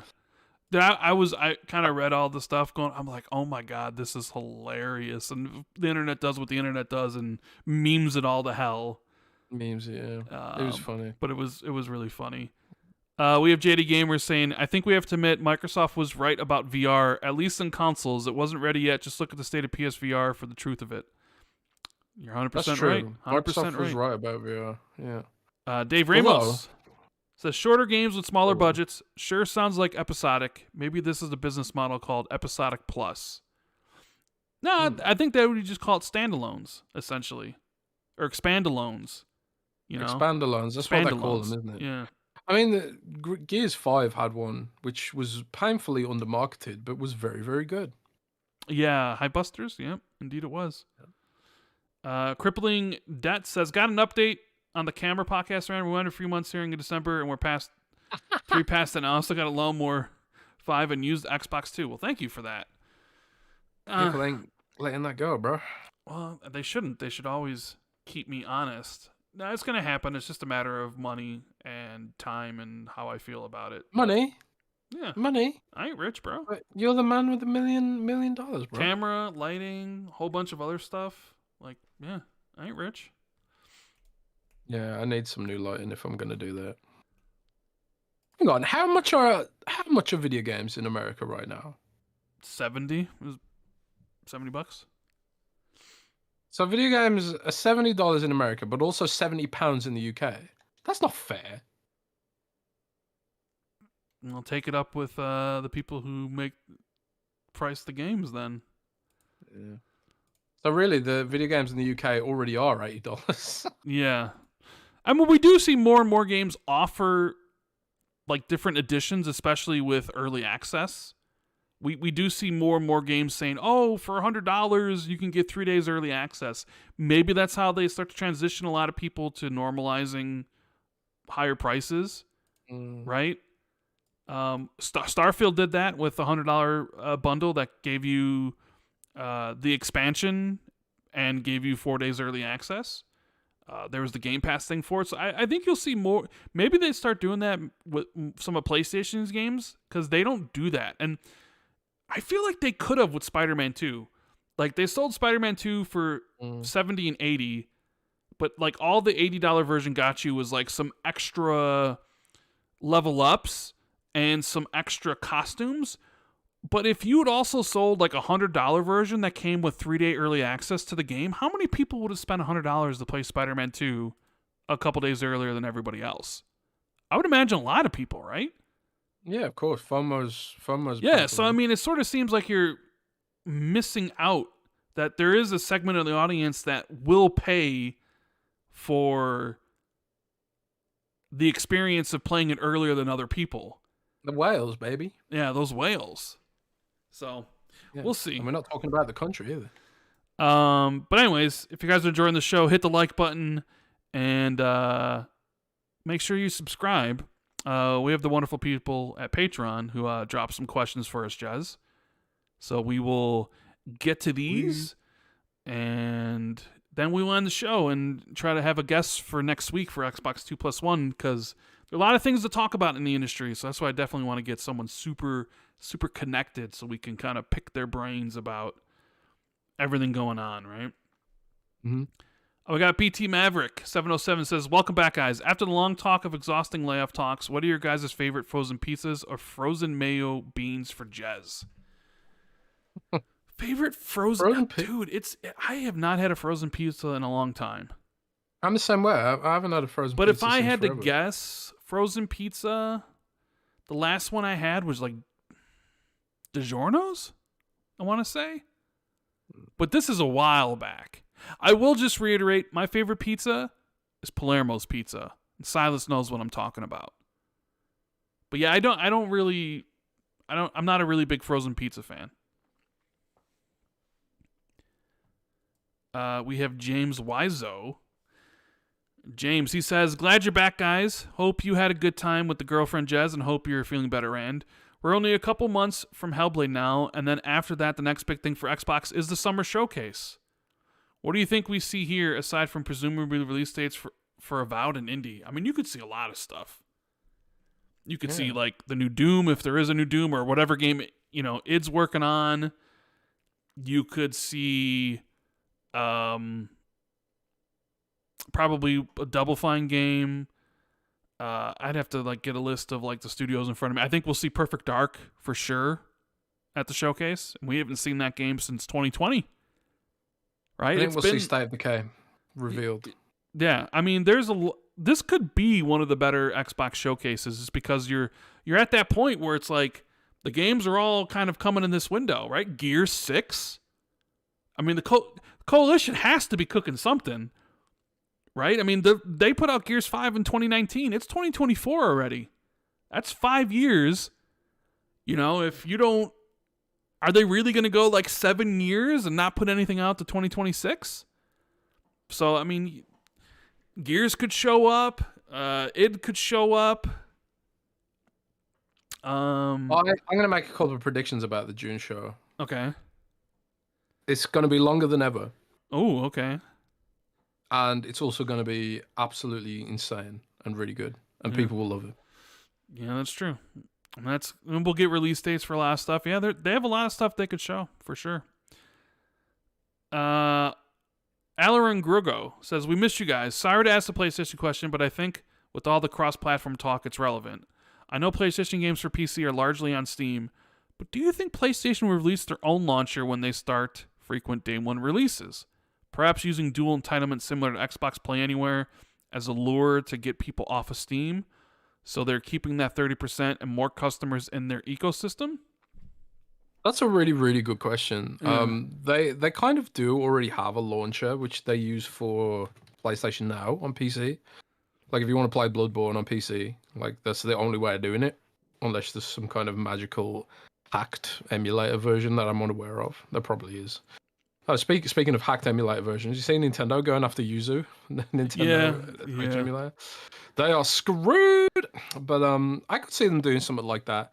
But there's also overheads involved with running your own platform on PC, which is why a lot of studios just do go on Steam, because Steam deals with all that bullshit for them, like the customer support, the bandwidth and all that kind of stuff. So like there's actually an argument that like even though Steam does take a cut, it's actually so expensive to run your own marketplace in some cases that it's actually saves a bit of money. So like if you were running your own system, you don't actually like you're offsetting some of that cost. So even though the Steam does take a cut, if you were running your own system, you would be creating overheads, which is almost as if you were creating a cut. So it wouldn't be as big as 30%, but there's still that to consider, that there's more overhead. So I personally don't think they'll do it, but maybe they will. Maybe they'll just be like, yeah, we could give this a go and stuff like that. They've already got PlayStation now, like I said, but you've seen all the problems Microsoft's had with the Xbox app on PC. You know, it's not very popular, even though it has improved a lot. It has improved, but we'll see. I just wonder if PC gamers hate the idea of using another launcher for anything, though. Right? Yeah, but would they do it for God of War and stuff?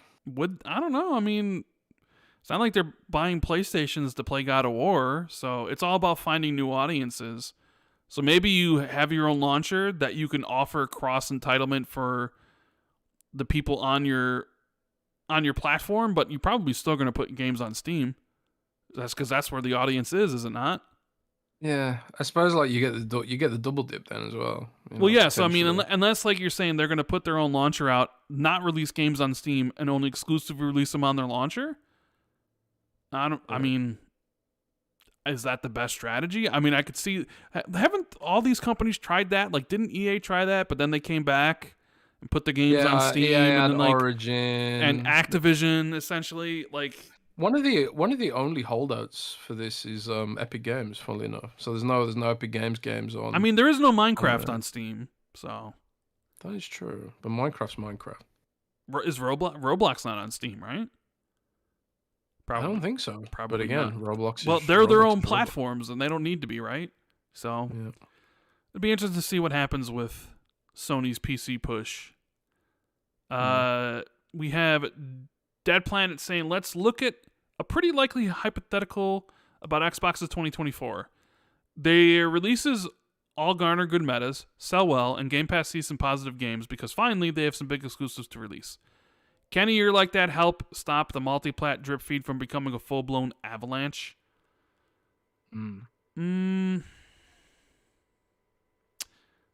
That's a good question. I don't know if anything's really fully going to stop it. I guess maybe if the test they run, where it's like, okay, we put Pentiment and we put all these games on there and nobody bought it and nobody played it. But then I don't know if that would then be like, oh, that means we just need to be over there on day one and not a year or two later, right? Or put a game that isn't Pentiment up there. Yeah. I don't know. But yeah, maybe if like, okay, you got Call of Duty and Game Pass, and maybe that starts really driving Game Pass subs. Maybe it's like, oh, well, no, we don't have to do as many as you think. Maybe we can just handpick some of them. I don't know. I don't know what sort of day they're looking for. So it's hard to say if they put out some great games and actually had, maybe sold more consoles than they were expecting and Game Pass grew more than they thought. Does that being like, hey, we don't have to put these games elsewhere? Or does them putting games elsewhere, does that even matter in the grand scope of things? I know it matters to people on Twitter, but Twitter's not a real place, right? No. And the few hundred people that might be upset, does that really translate to the millions of people that are actually buying the consoles and playing the games? I don't know. So I think Microsoft is probably going to see what the data says. They'll probably put more games elsewhere, see what goes on. And maybe it's like if they don't get a good push, maybe it's like, oh, we need to do more instead of doing less. But I don't know. It's too early to say, I suppose. Yeah. Chimera Chasm says, are any of you boys going to see Dune Part 2? I'm going to rewatch Part 1 on Netflix and get tickets booked for next week. I love Dune. I've read the book series. I saw Dune Part 1, loved it. And I really want to see Dune 2, but I don't know if I want to go to the movies to see it. I might just wait for it to come out and buy it when it comes out. Yeah. I'm not a big movie go. I'm not a big like I need to go to the theater person at all. Like the IMAX screens, if IMAX was more around me, I would go. The New York's IMAX screen to me is like I'd have to drive 30 to 45 minutes to do. It's not worth it. So I mean I do have movie theaters. I gotta get an hour-long train to get to a cinema where I'm in Germany. I mean I do have a theaters really close by, but none of them are like IMAX. And a ticket for me to go see Dune tonight was like $21. Which is like essentially the price to own it when it would come out. So I don't know. I really do want to see it. I just haven't decided if I'm going to go see it in the show. I haven't been to the show since 2019, so. I want to see it. I'll probably go to the IMAX in Nuremberg to watch it. We got Oh My God Turtles. Hey guys, one thing about the Toys for Bob announcement that made me give the side eye is that Toys for Bob said they were exploring a possible partnership with Microsoft, which to me should have been a thing that was nailed down before the announcement. Likewise, I never see anyone else from Xbox giving a statement on this, like a tweet from Phil wishing them well, what's best for the studio, etc. People are always critical of Xbox when it comes to their communications, as they always seem to be on the back foot. When it comes to PR, how does that division operate in Xbox? I'm assuming that there are multiple PR teams within Xbox, each focusing on different aspects of the business. Am I right in assuming there are Xbox PR teams, and then there are Microsoft PR teams all handling different aspects of the brand? Hope you both had fantastic weeks. Appreciate all you do. Jez, so what's up with the PR? Are there Xbox PR teams and then Microsoft PR teams? And like, yeah, it's even more complicated than that. And this is part of the ongoing integration work that they're doing with Activision right now. Right now, Activision has its own PR teams. So when I reached out to Xbox to comment about the whole Toys for Bob situation, they were like, "You got to speak to Activision." Activision doesn't talk to me because I leaked a bunch of Diablo stuff last year. So, consequently, I couldn't get any comments about it. So you can even think of Activision as separate from Xbox right now in terms of the PR stuff. And and of course there'll be overlap and there'll be Phil making decisions that do affect Activision. But when it comes to PR and marketing, they're very much still a separate entity for all intents and purposes.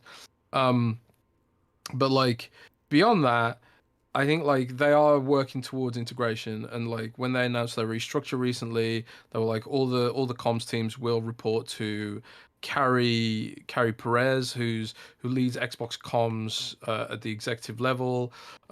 She's very, very good at her job. But there's also despite the fact that she's good at her job, it's still like there's still integration work to be completed before like it can really operate in a way that I think people would prefer for it to operate.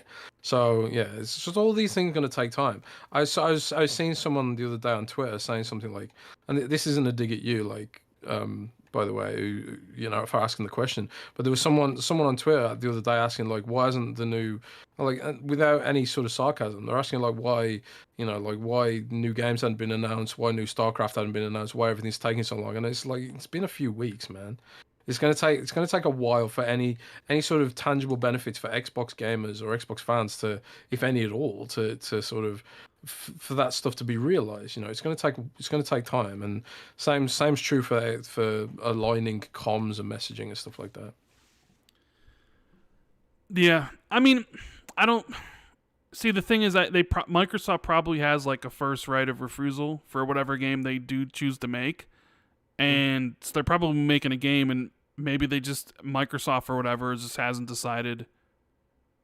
I mean, you don't want to say we are making a game with Xbox and then that you don't. So it's like we're exploring a partnership, right? Yeah. It's the best way to put it. Yeah. Sierra11 Kevin says, I read the article in Windows Central this week about World's Edge and all the upcoming Age of Empire content. That was a great read. Maybe it's just me, but are they under the radar of the top studio at Microsoft when you drill into what they manage? They have 3 ongoing live service games. They seem to have the right formula of engaging customers to continue to provide new content they value. They seem to coordinate well with partners to help with development. And they also have 2 new games coming out this year. It's really impressive. Yeah, I mean, it's the World's Edge is doing super well. And people sleep on Age of Empires, but it's a truly huge franchise with like an absolutely hyper passionate fan base. And there are very few games in history that have endured in the way that Age of Empires has, and still getting content, still getting expansions, and still getting played to the sort of level it does get played. It's a true nostalgic franchise, and it's evergreen. It's what you call evergreen. Like it won't get old for people who love playing that game. I mean, but on the flip side, you see the problems with that. Like Age of Empires 4 wasn't as well received because it did things a bit differently to Age of Empires 2. So like, that nostalgia and that passionate community, you on the one side of things, it's like, yeah, this is great, we have this passionate community, but on the other side, it sort of makes it difficult to build new games and stuff like that. And maybe that's okay. Maybe expansions is the way that franchise moves forward and stuff. But yeah, I do think World's Edge is underrated and overlooked because it is, PC first. Nobody plays Age of Empires 2 on Xbox, even though I think they did a really good job trying to make that game functional with the controller.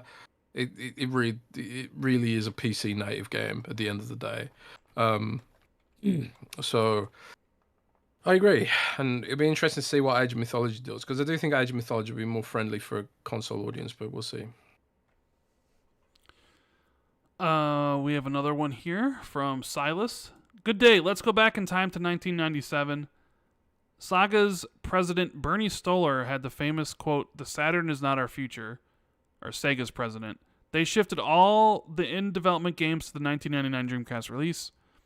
If Xbox is going next-gen in 2026, should Microsoft do the same? Imagine a launch window of Fable, Perfect Dark, COD 2026, Forza Horizon, and have a pipeline of State of Decay 3, Outer Worlds 2, Clockwork Revolution, Blade, Elder Scrolls 6, and more. Sure, 2025 would be dry, but we are used to the dry years here at Xbox. I think that's an interesting one. I often see like these comments that Nintendo strategy is to hold games back and spread them out in a more strategic way, whereas Xbox's strategy is to ship it when as close to when they think it's ready to be launched and stuff. But I think they probably could get to a point where they've got so many games where they could be more strategic about it. That's got to be something they're thinking about. And I do think like if they do launch hard a console aggressively with some really high quality games that really shine on the next gen systems, I do think that would be a cool thing to see. But at the same time, maybe the era of trying to get people into your console ecosystem in that traditional kind of way, maybe that time's just passed. I mean, there's like your main audience is going to buy the new console no matter what, because of course they are, because they're your hardcore audience. And I suppose like what you really need for the next gen system is a zeitgeist game, something that just cannot be ignored, and those are like harder to predict. So I suppose like if they had Minecraft 2 as a or Elder Scrolls 6 ready, or Fallout 5 or something like that ready as a next gen exclusive, maybe they could do something that was a bit more traditional as a traditional console push, like here's the exclusives and stuff like that. Because the Xbox Series S and X basically had nothing. Like, do you remember when we were testing the Series S and X for review, and it's like the games we had to test it with were just so thin on the ground? Do you remember that, Yeah, man? I remember. How could I forget? But I suppose it would be cool to see from if for no reason other than pure nostalgia. But I mean, hey ho, I could see the appeal of like, all right, we have a new console coming, new handheld in 2026. Let's just push out the development of all these games and just have a really, really good launch window. But then I would imagine all those games are going to be cross-gen anyways. So you wouldn't need to buy the new system because they're still going to be on the series consoles, right? yeah, they need some kind So- of hook that makes them more next gen ish or something. I don't know. So I'm not sure how good that would do. I'm Yeah. more of like give the games all the time they need and release them when they're ready. And if you have, like, we know Microsoft plans on releasing 10 games this year. And we're in a situation right now where the next game Xbox is putting out is in May. So they didn't really have anything from January to May, even though you could say Pal World was probably bigger than any. I mean, Pal World was absolutely huge, but from first party, they didn't have anything, right? And they talked at length about how many, we want a game a quarter. They didn't have one in the first quarter. And if you're really going to have 10 games, but you only have one in the first half of the year, then your back half of the year is going to be filled to the brim, right? Mm. So I would imagine at that point, it's like, well, if we have all these games filled to the brim in the second half of the year, maybe we save one of them to make sure we have something for the beginning of 2025. So, because you can't have Game Pass grow if you don't got games in there that people want to play, right? Yeah. That's one of the issues was you acquire ABK in 2022 and you say you got 25 million users, but you don't release any games that year in 2022. This is true. And I know you do get some quality indie releases or bigger releases from time to time, like Wolong or Atomic Heart or Liza P and stuff like that. But they definitely lost subs between 2022 and when they just announced this stuff. They backslid. Now, did Starfield bring a lot of people back? Maybe they did. Maybe the combo of Starfield and Liza P and some of those other games brought people back. But it did. Yeah, but you need a steady selection of games, big games. People want like big experiences. Unless you hit a jackpot with Power World that just kind of just bowls over everyone, and not having right now, like you look at like, oh, the next game is Hellblade, and it's like, are people unsubscribing from Game Pass right now? Maybe, because what are you really giving them right now? I think Diablo. Diablo is going to be later this month, but I mean, Diablo's been almost out for a year.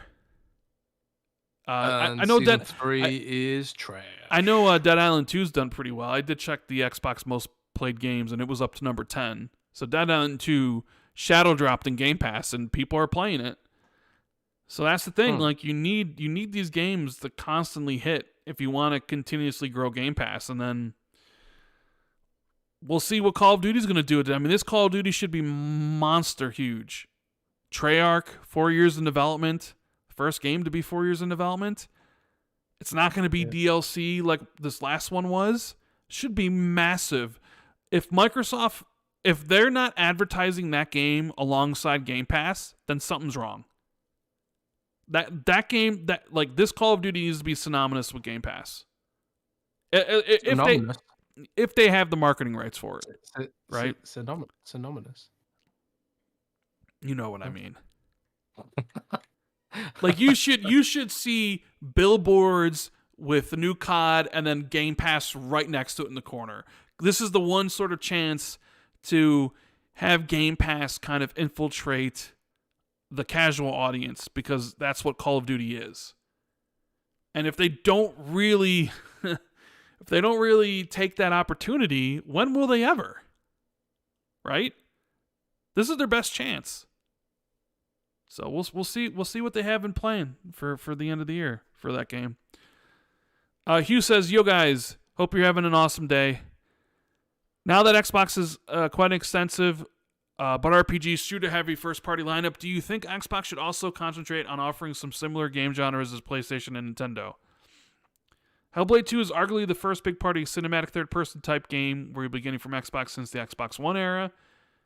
Do you think they might ever go after studios which produces these type of games such as Crystal Dynamics, Eidos, IOI, Asobo, or Remedy?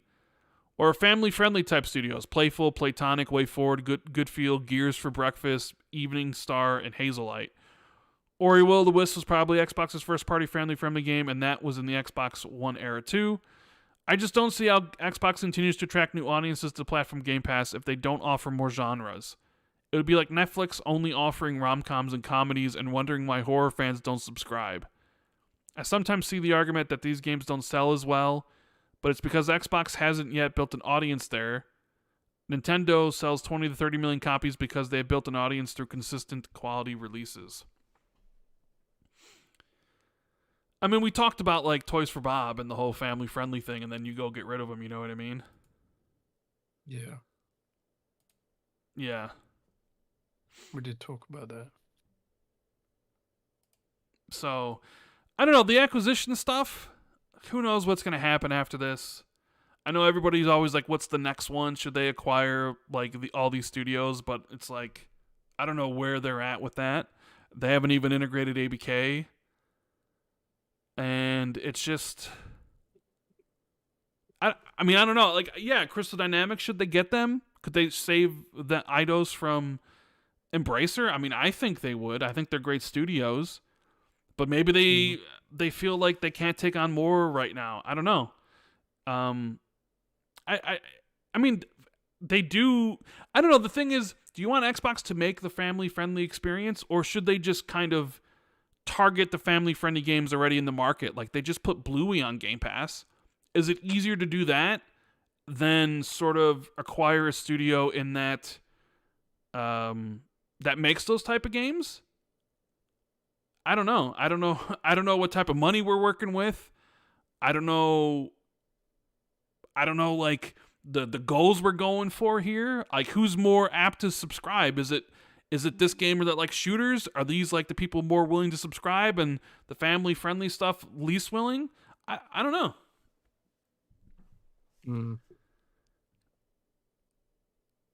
I mean, I get why you would need, like Netflix, you have something for everybody.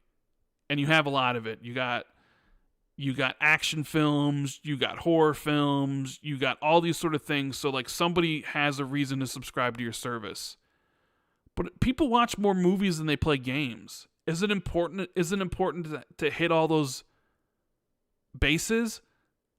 Like, doesn't Microsoft have the biggest children's game or family-friendly game in Minecraft?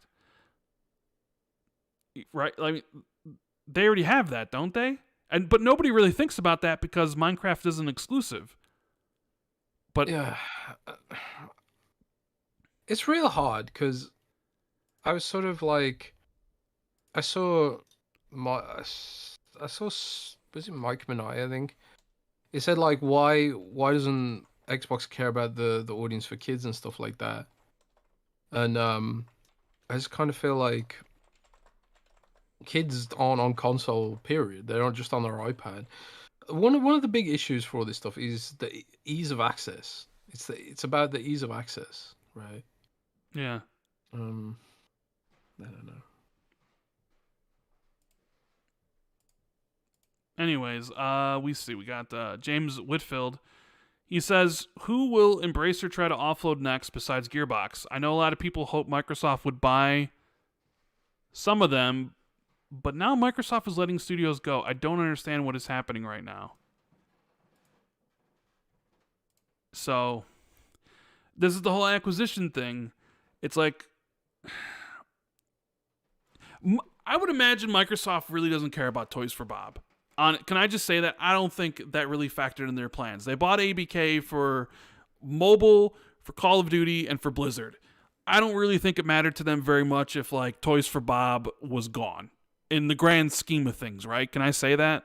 Am I right on that, Jez?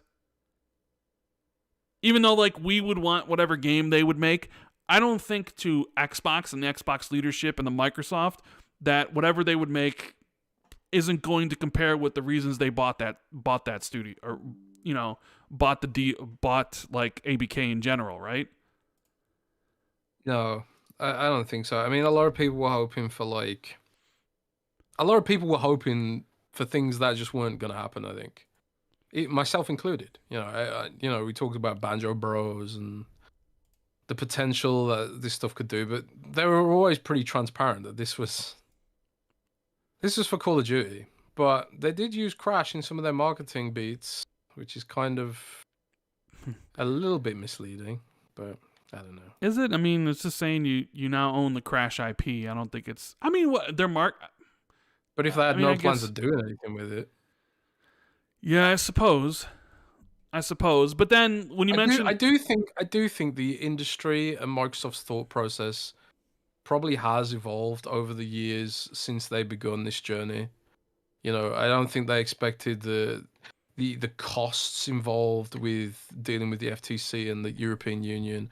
I don't think they expected the drama with with the CMA. I don't think they expected all the extra stuff they'd have to deal with, and it probably has evolved some of their thought processes about it, or like you said earlier, accelerated their plans towards being mobile, potentially mobile first, But really, it's not about being mobile first. It's about being where the players are first. So if everyone suddenly decides they don't want to play on mobile anymore, then yeah, I mean, console would suddenly become really important again. But it's about fun. It's about growth. It's about growth. And I think like there was a time during COVID where they felt like, oh wow, there's a big influx of console gamers here, or at least engagement hours.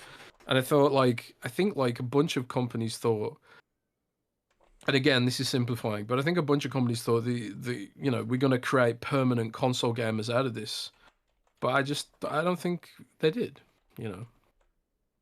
and yeah, I don't know. We'll see what happens. I mean, they've Activision themselves didn't do a huge amount with Crash, and I have to wonder like how well did Crash 4 do, how well did the Tony Hawk's remakes do, and all that kind of stuff, because we all talk about how much we want these things, these nostalgic things, but they don't seem to gel with new audiences and stuff.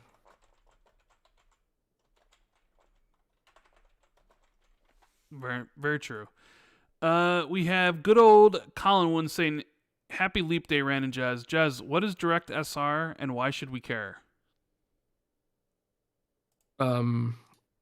Direct SR. So Direct SR is Direct Super Resolution. It's a new feature coming to DirectX 12. Don't know if it's going to be something that will really make a big difference, but they're going to talk about it in more detail at GDC.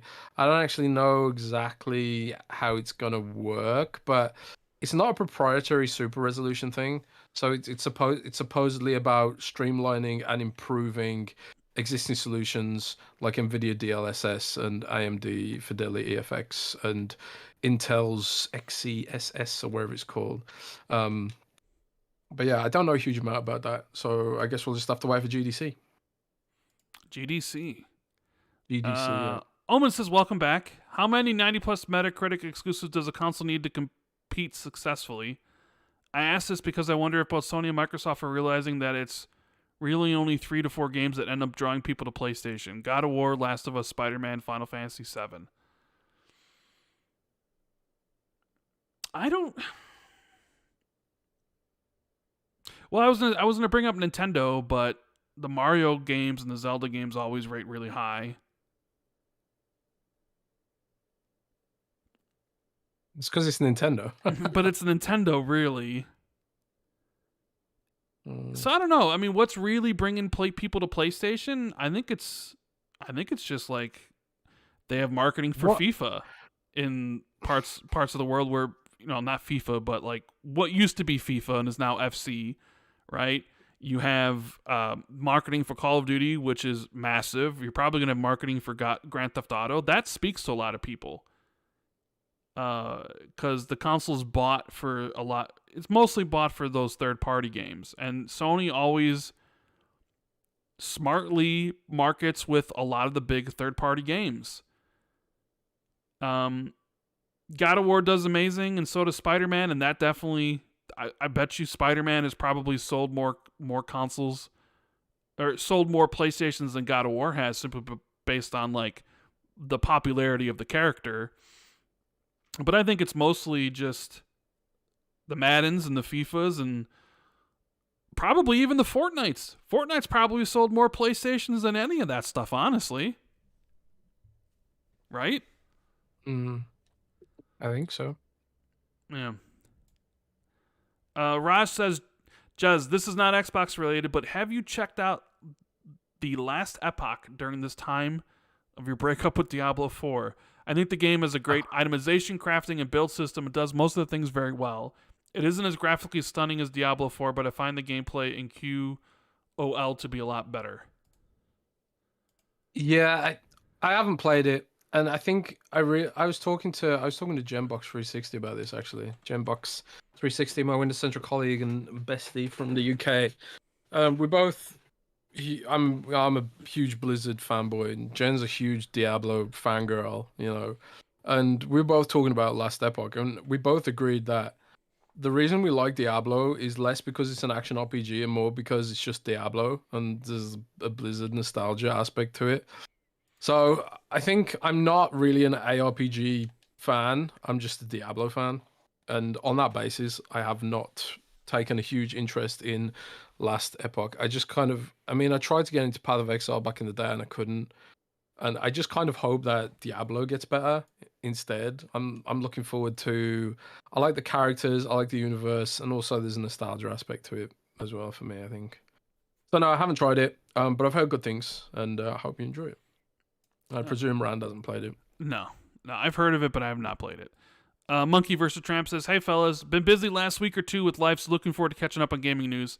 Since I'm a little out of the loop, do you both think Cody Rhodes will finish his story at WrestleMania 40? I mean, if Cody Rhodes, if The Rock gets his way, it'll be no. Hey, did you?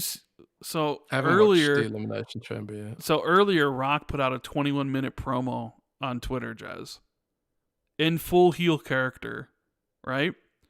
Oh, really? And at the like talking shit about Cody and Seth, right?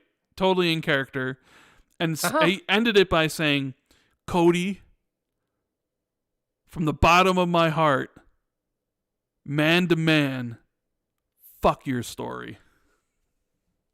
Oh, really? Yeah. Holy shit! I need to watch that. That sounds cool. I really like the way that WWE is leaning into this. I was kind of hoping they would. I think they could have been a little bit more subtle about it, maybe, but WWE doesn't really do subtle. But yeah, I do like the way it's going. I don't know if Cody will win though. Maybe I don't know. You can't have him lose twice. I don't know. Maybe they'll drag it out, man. Maybe maybe cheat, make him cheat. But I think it'll be a spectacular show. I'm really looking forward to it. I haven't watched Elimination Chamber yet, but there's a weird amount of a lot of friends who are lapsed WWE fans like myself have gotten back into it recently because of The Rock being involved and because of him being a heel and all that kind of stuff. So it's funny watching it like kind of resurge in a way.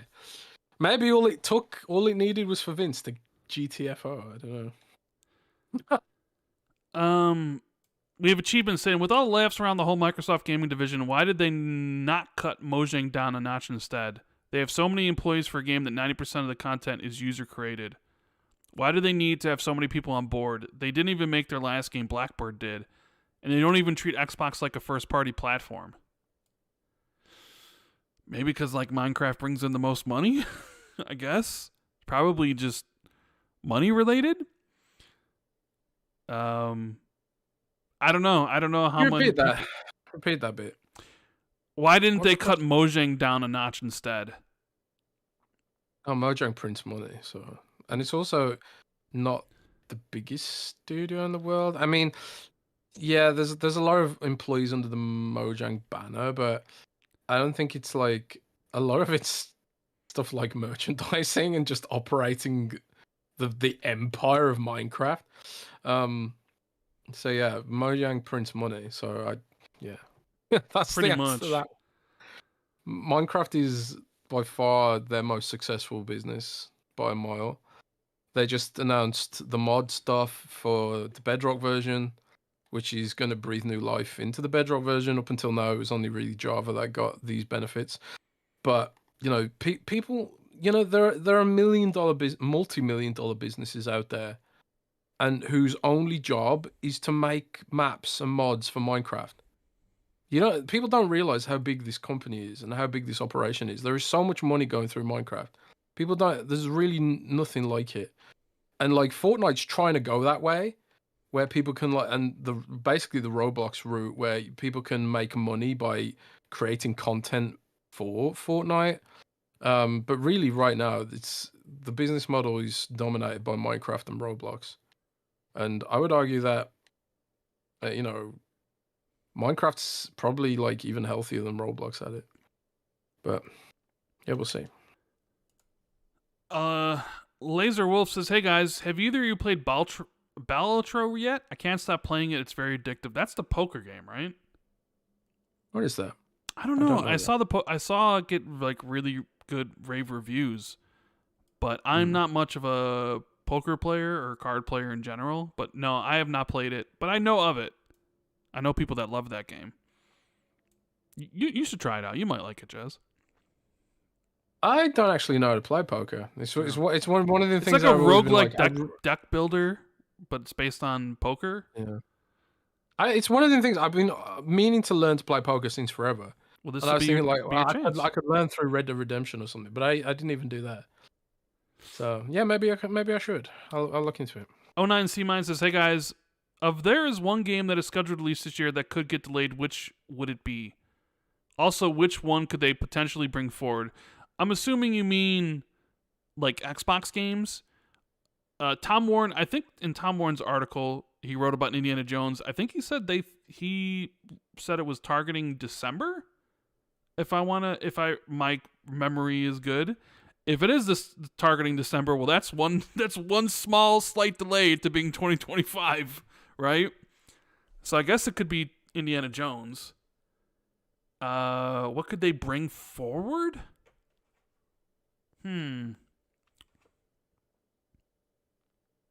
Maybe Age of Mythology Retold? I don't know. Yeah, maybe. I don't really think you get games that are brought forward realistically. You might get a game that's like, we're targeting this time frame, this like month, and maybe you were planning to releasing it at the end of the month, but now you can release it earlier in the month. I don't think they really can bring games that far forward. Yeah, I agree. So, just based on like the Indiana Jones thing targeting December, I would say that'd be the closest one to being delayed. Radimus Cisco says, "Hello guys, if you had any say in allowing any studio from Xbox or PlayStation to become independent, which ones would you allow to leave? Or the other way around, which ones would you not let go if possible?" Ooh. Well, I mean, I presume we're talking about smaller studios here, because the biggest studios that do make money, Microsoft ain't going to let them leave. You can't let Coalition go, or 343 or Mojang or any of those. Just like Sony, you can't let Insomniac go. Yeah, so if we're talking smaller studios, that could potentially benefit from not being so tied down in a corporate capacity, I'm honestly not sure. To be quite honest, I like to believe that every studio can be elevated by Xbox. I mean, and but I do think Microsoft's priorities have shifted. Like, I think back in the day, they probably thought Double Fine, for example, was probably a good idea to buy, or Compulsion. But I think like maybe in the post ABK world, I don't think they would have bought those studios. I think they're probably thinking like, we wouldn't need those studios. But back when they were growing Game Pass and they were like, we need a lot of bespoke content for Game Pass, these are probably good studios to get. But like, I don't think any of those studios have like a huge amount of incoming cash, which makes them a difficult proposition to invest in. State of Decay as well, like Undead Labs. Sorry, I think like Undead Labs is probably problematic from an income perspective, because I don't think people are buying State of Decay 1 and 2 at this point. So basically, you're banking the whole thing on State of Decay 3 becoming a service game, presumably with microtransactions and stuff like that. They've invested a lot of money into that. But again, I don't think Undead Labs would survive if they weren't in partnership with Xbox. I think Double Fine probably would. Um, I presume. I think Compulsion probably would have put out more games that were smaller by now, maybe. Um, but some people in chat are saying Arcane. I think maybe Arcane would be better if they were, independent, maybe. But again, it's hard. It's really hard. I mean, these studios are set up to not be independent at this point. They are there to do the creative stuff and presumably offload some of the administration, the financing, and all that kind of stuff to another party. So that's a really tough question, man. That's a really tough question because you just don't know which studios have been mismanaged and which studios will benefit without speaking to the studios. And that's why, like, I support the Toys for Bob situation because I presume that Toys for Bob knew what was best for them and that they wanted to do that, Yeah. So yeah. Lead Sanders says, not sure if you discussed this, but after a better opinion from you, both regarding the Toys for Bob going indie scenario. No, this is great for them as studio with not closing, but with Xbox supporting studios and letting them be them, why couldn't this have happened under their brand? Perhaps have TFB as a similar studio as Mojang. I'm having trouble really making sense of it. Well, I mean, Jez explained it earlier, so if I guess just scroll back and listen to that. Essentially, they didn't like being in the cod wheel of Activision, and they wanted kind of their own freedom, and with that comes like, okay, we're gonna work with Xbox, and probably makes a lot of financial sense for Xbox because now they don't have to cash flow the studio because it's not their problem anymore. But you can just like, hey, we'll pay for a game, and that's all we got to worry about, right? They wanted to be independent, and Xbox has got less to manage, I guess, less financial obligations. Donataku says, what up, y'all? How do y'all feel about Pokemon Legends ZA announcement? I'm personally hyped as Legends Arceus is the only good Pokemon game Game Freak has put out since X and Y, and it should be the direction the mainline games go. Rand, what's your hype levels at? 9.5 out of 10, even higher? Jez, how do you feel about Legends, and are you looking forward to the new one? What the hell is a Pokemon Legends ZA? Never even heard. I haven't actually watched. I never even heard of anything. I have no idea what that means. Pokemon Legends is the ZA is the new Pokemon thingamabob. It's I haven't watched the trailer, so I actually have no idea. And honestly, I'm kind of over Pokemon and over Nintendo in general. Like, I kind of don't want to see. I'm kind of if they take Pokemon more seriously and take it to the next level, then maybe I'll get interested again. But I really just think Nintendo's resting on their laurels and they're just shipping the same assets repeatedly, and they haven't done anything really meaningful to evolve the formula and sort of make Pokemon more interesting. Like Rand said, it was the most boring game he ever played, and the only thing really driving me to like Pokemon was pure nostalgia. And Rand was right. Pokemon Sword and Shield is a terrible game. It is an awful game, and if it didn't have the Pokemon branding, it's got an 80 on Metacritic, by the way. Yeah, if it wasn't Pokemon branding on that shit, it would have been an easy 5 out of 10 on Metacritic. That's true. So I'm kind of waiting and seeing with Nintendo, and I'm done with them for now.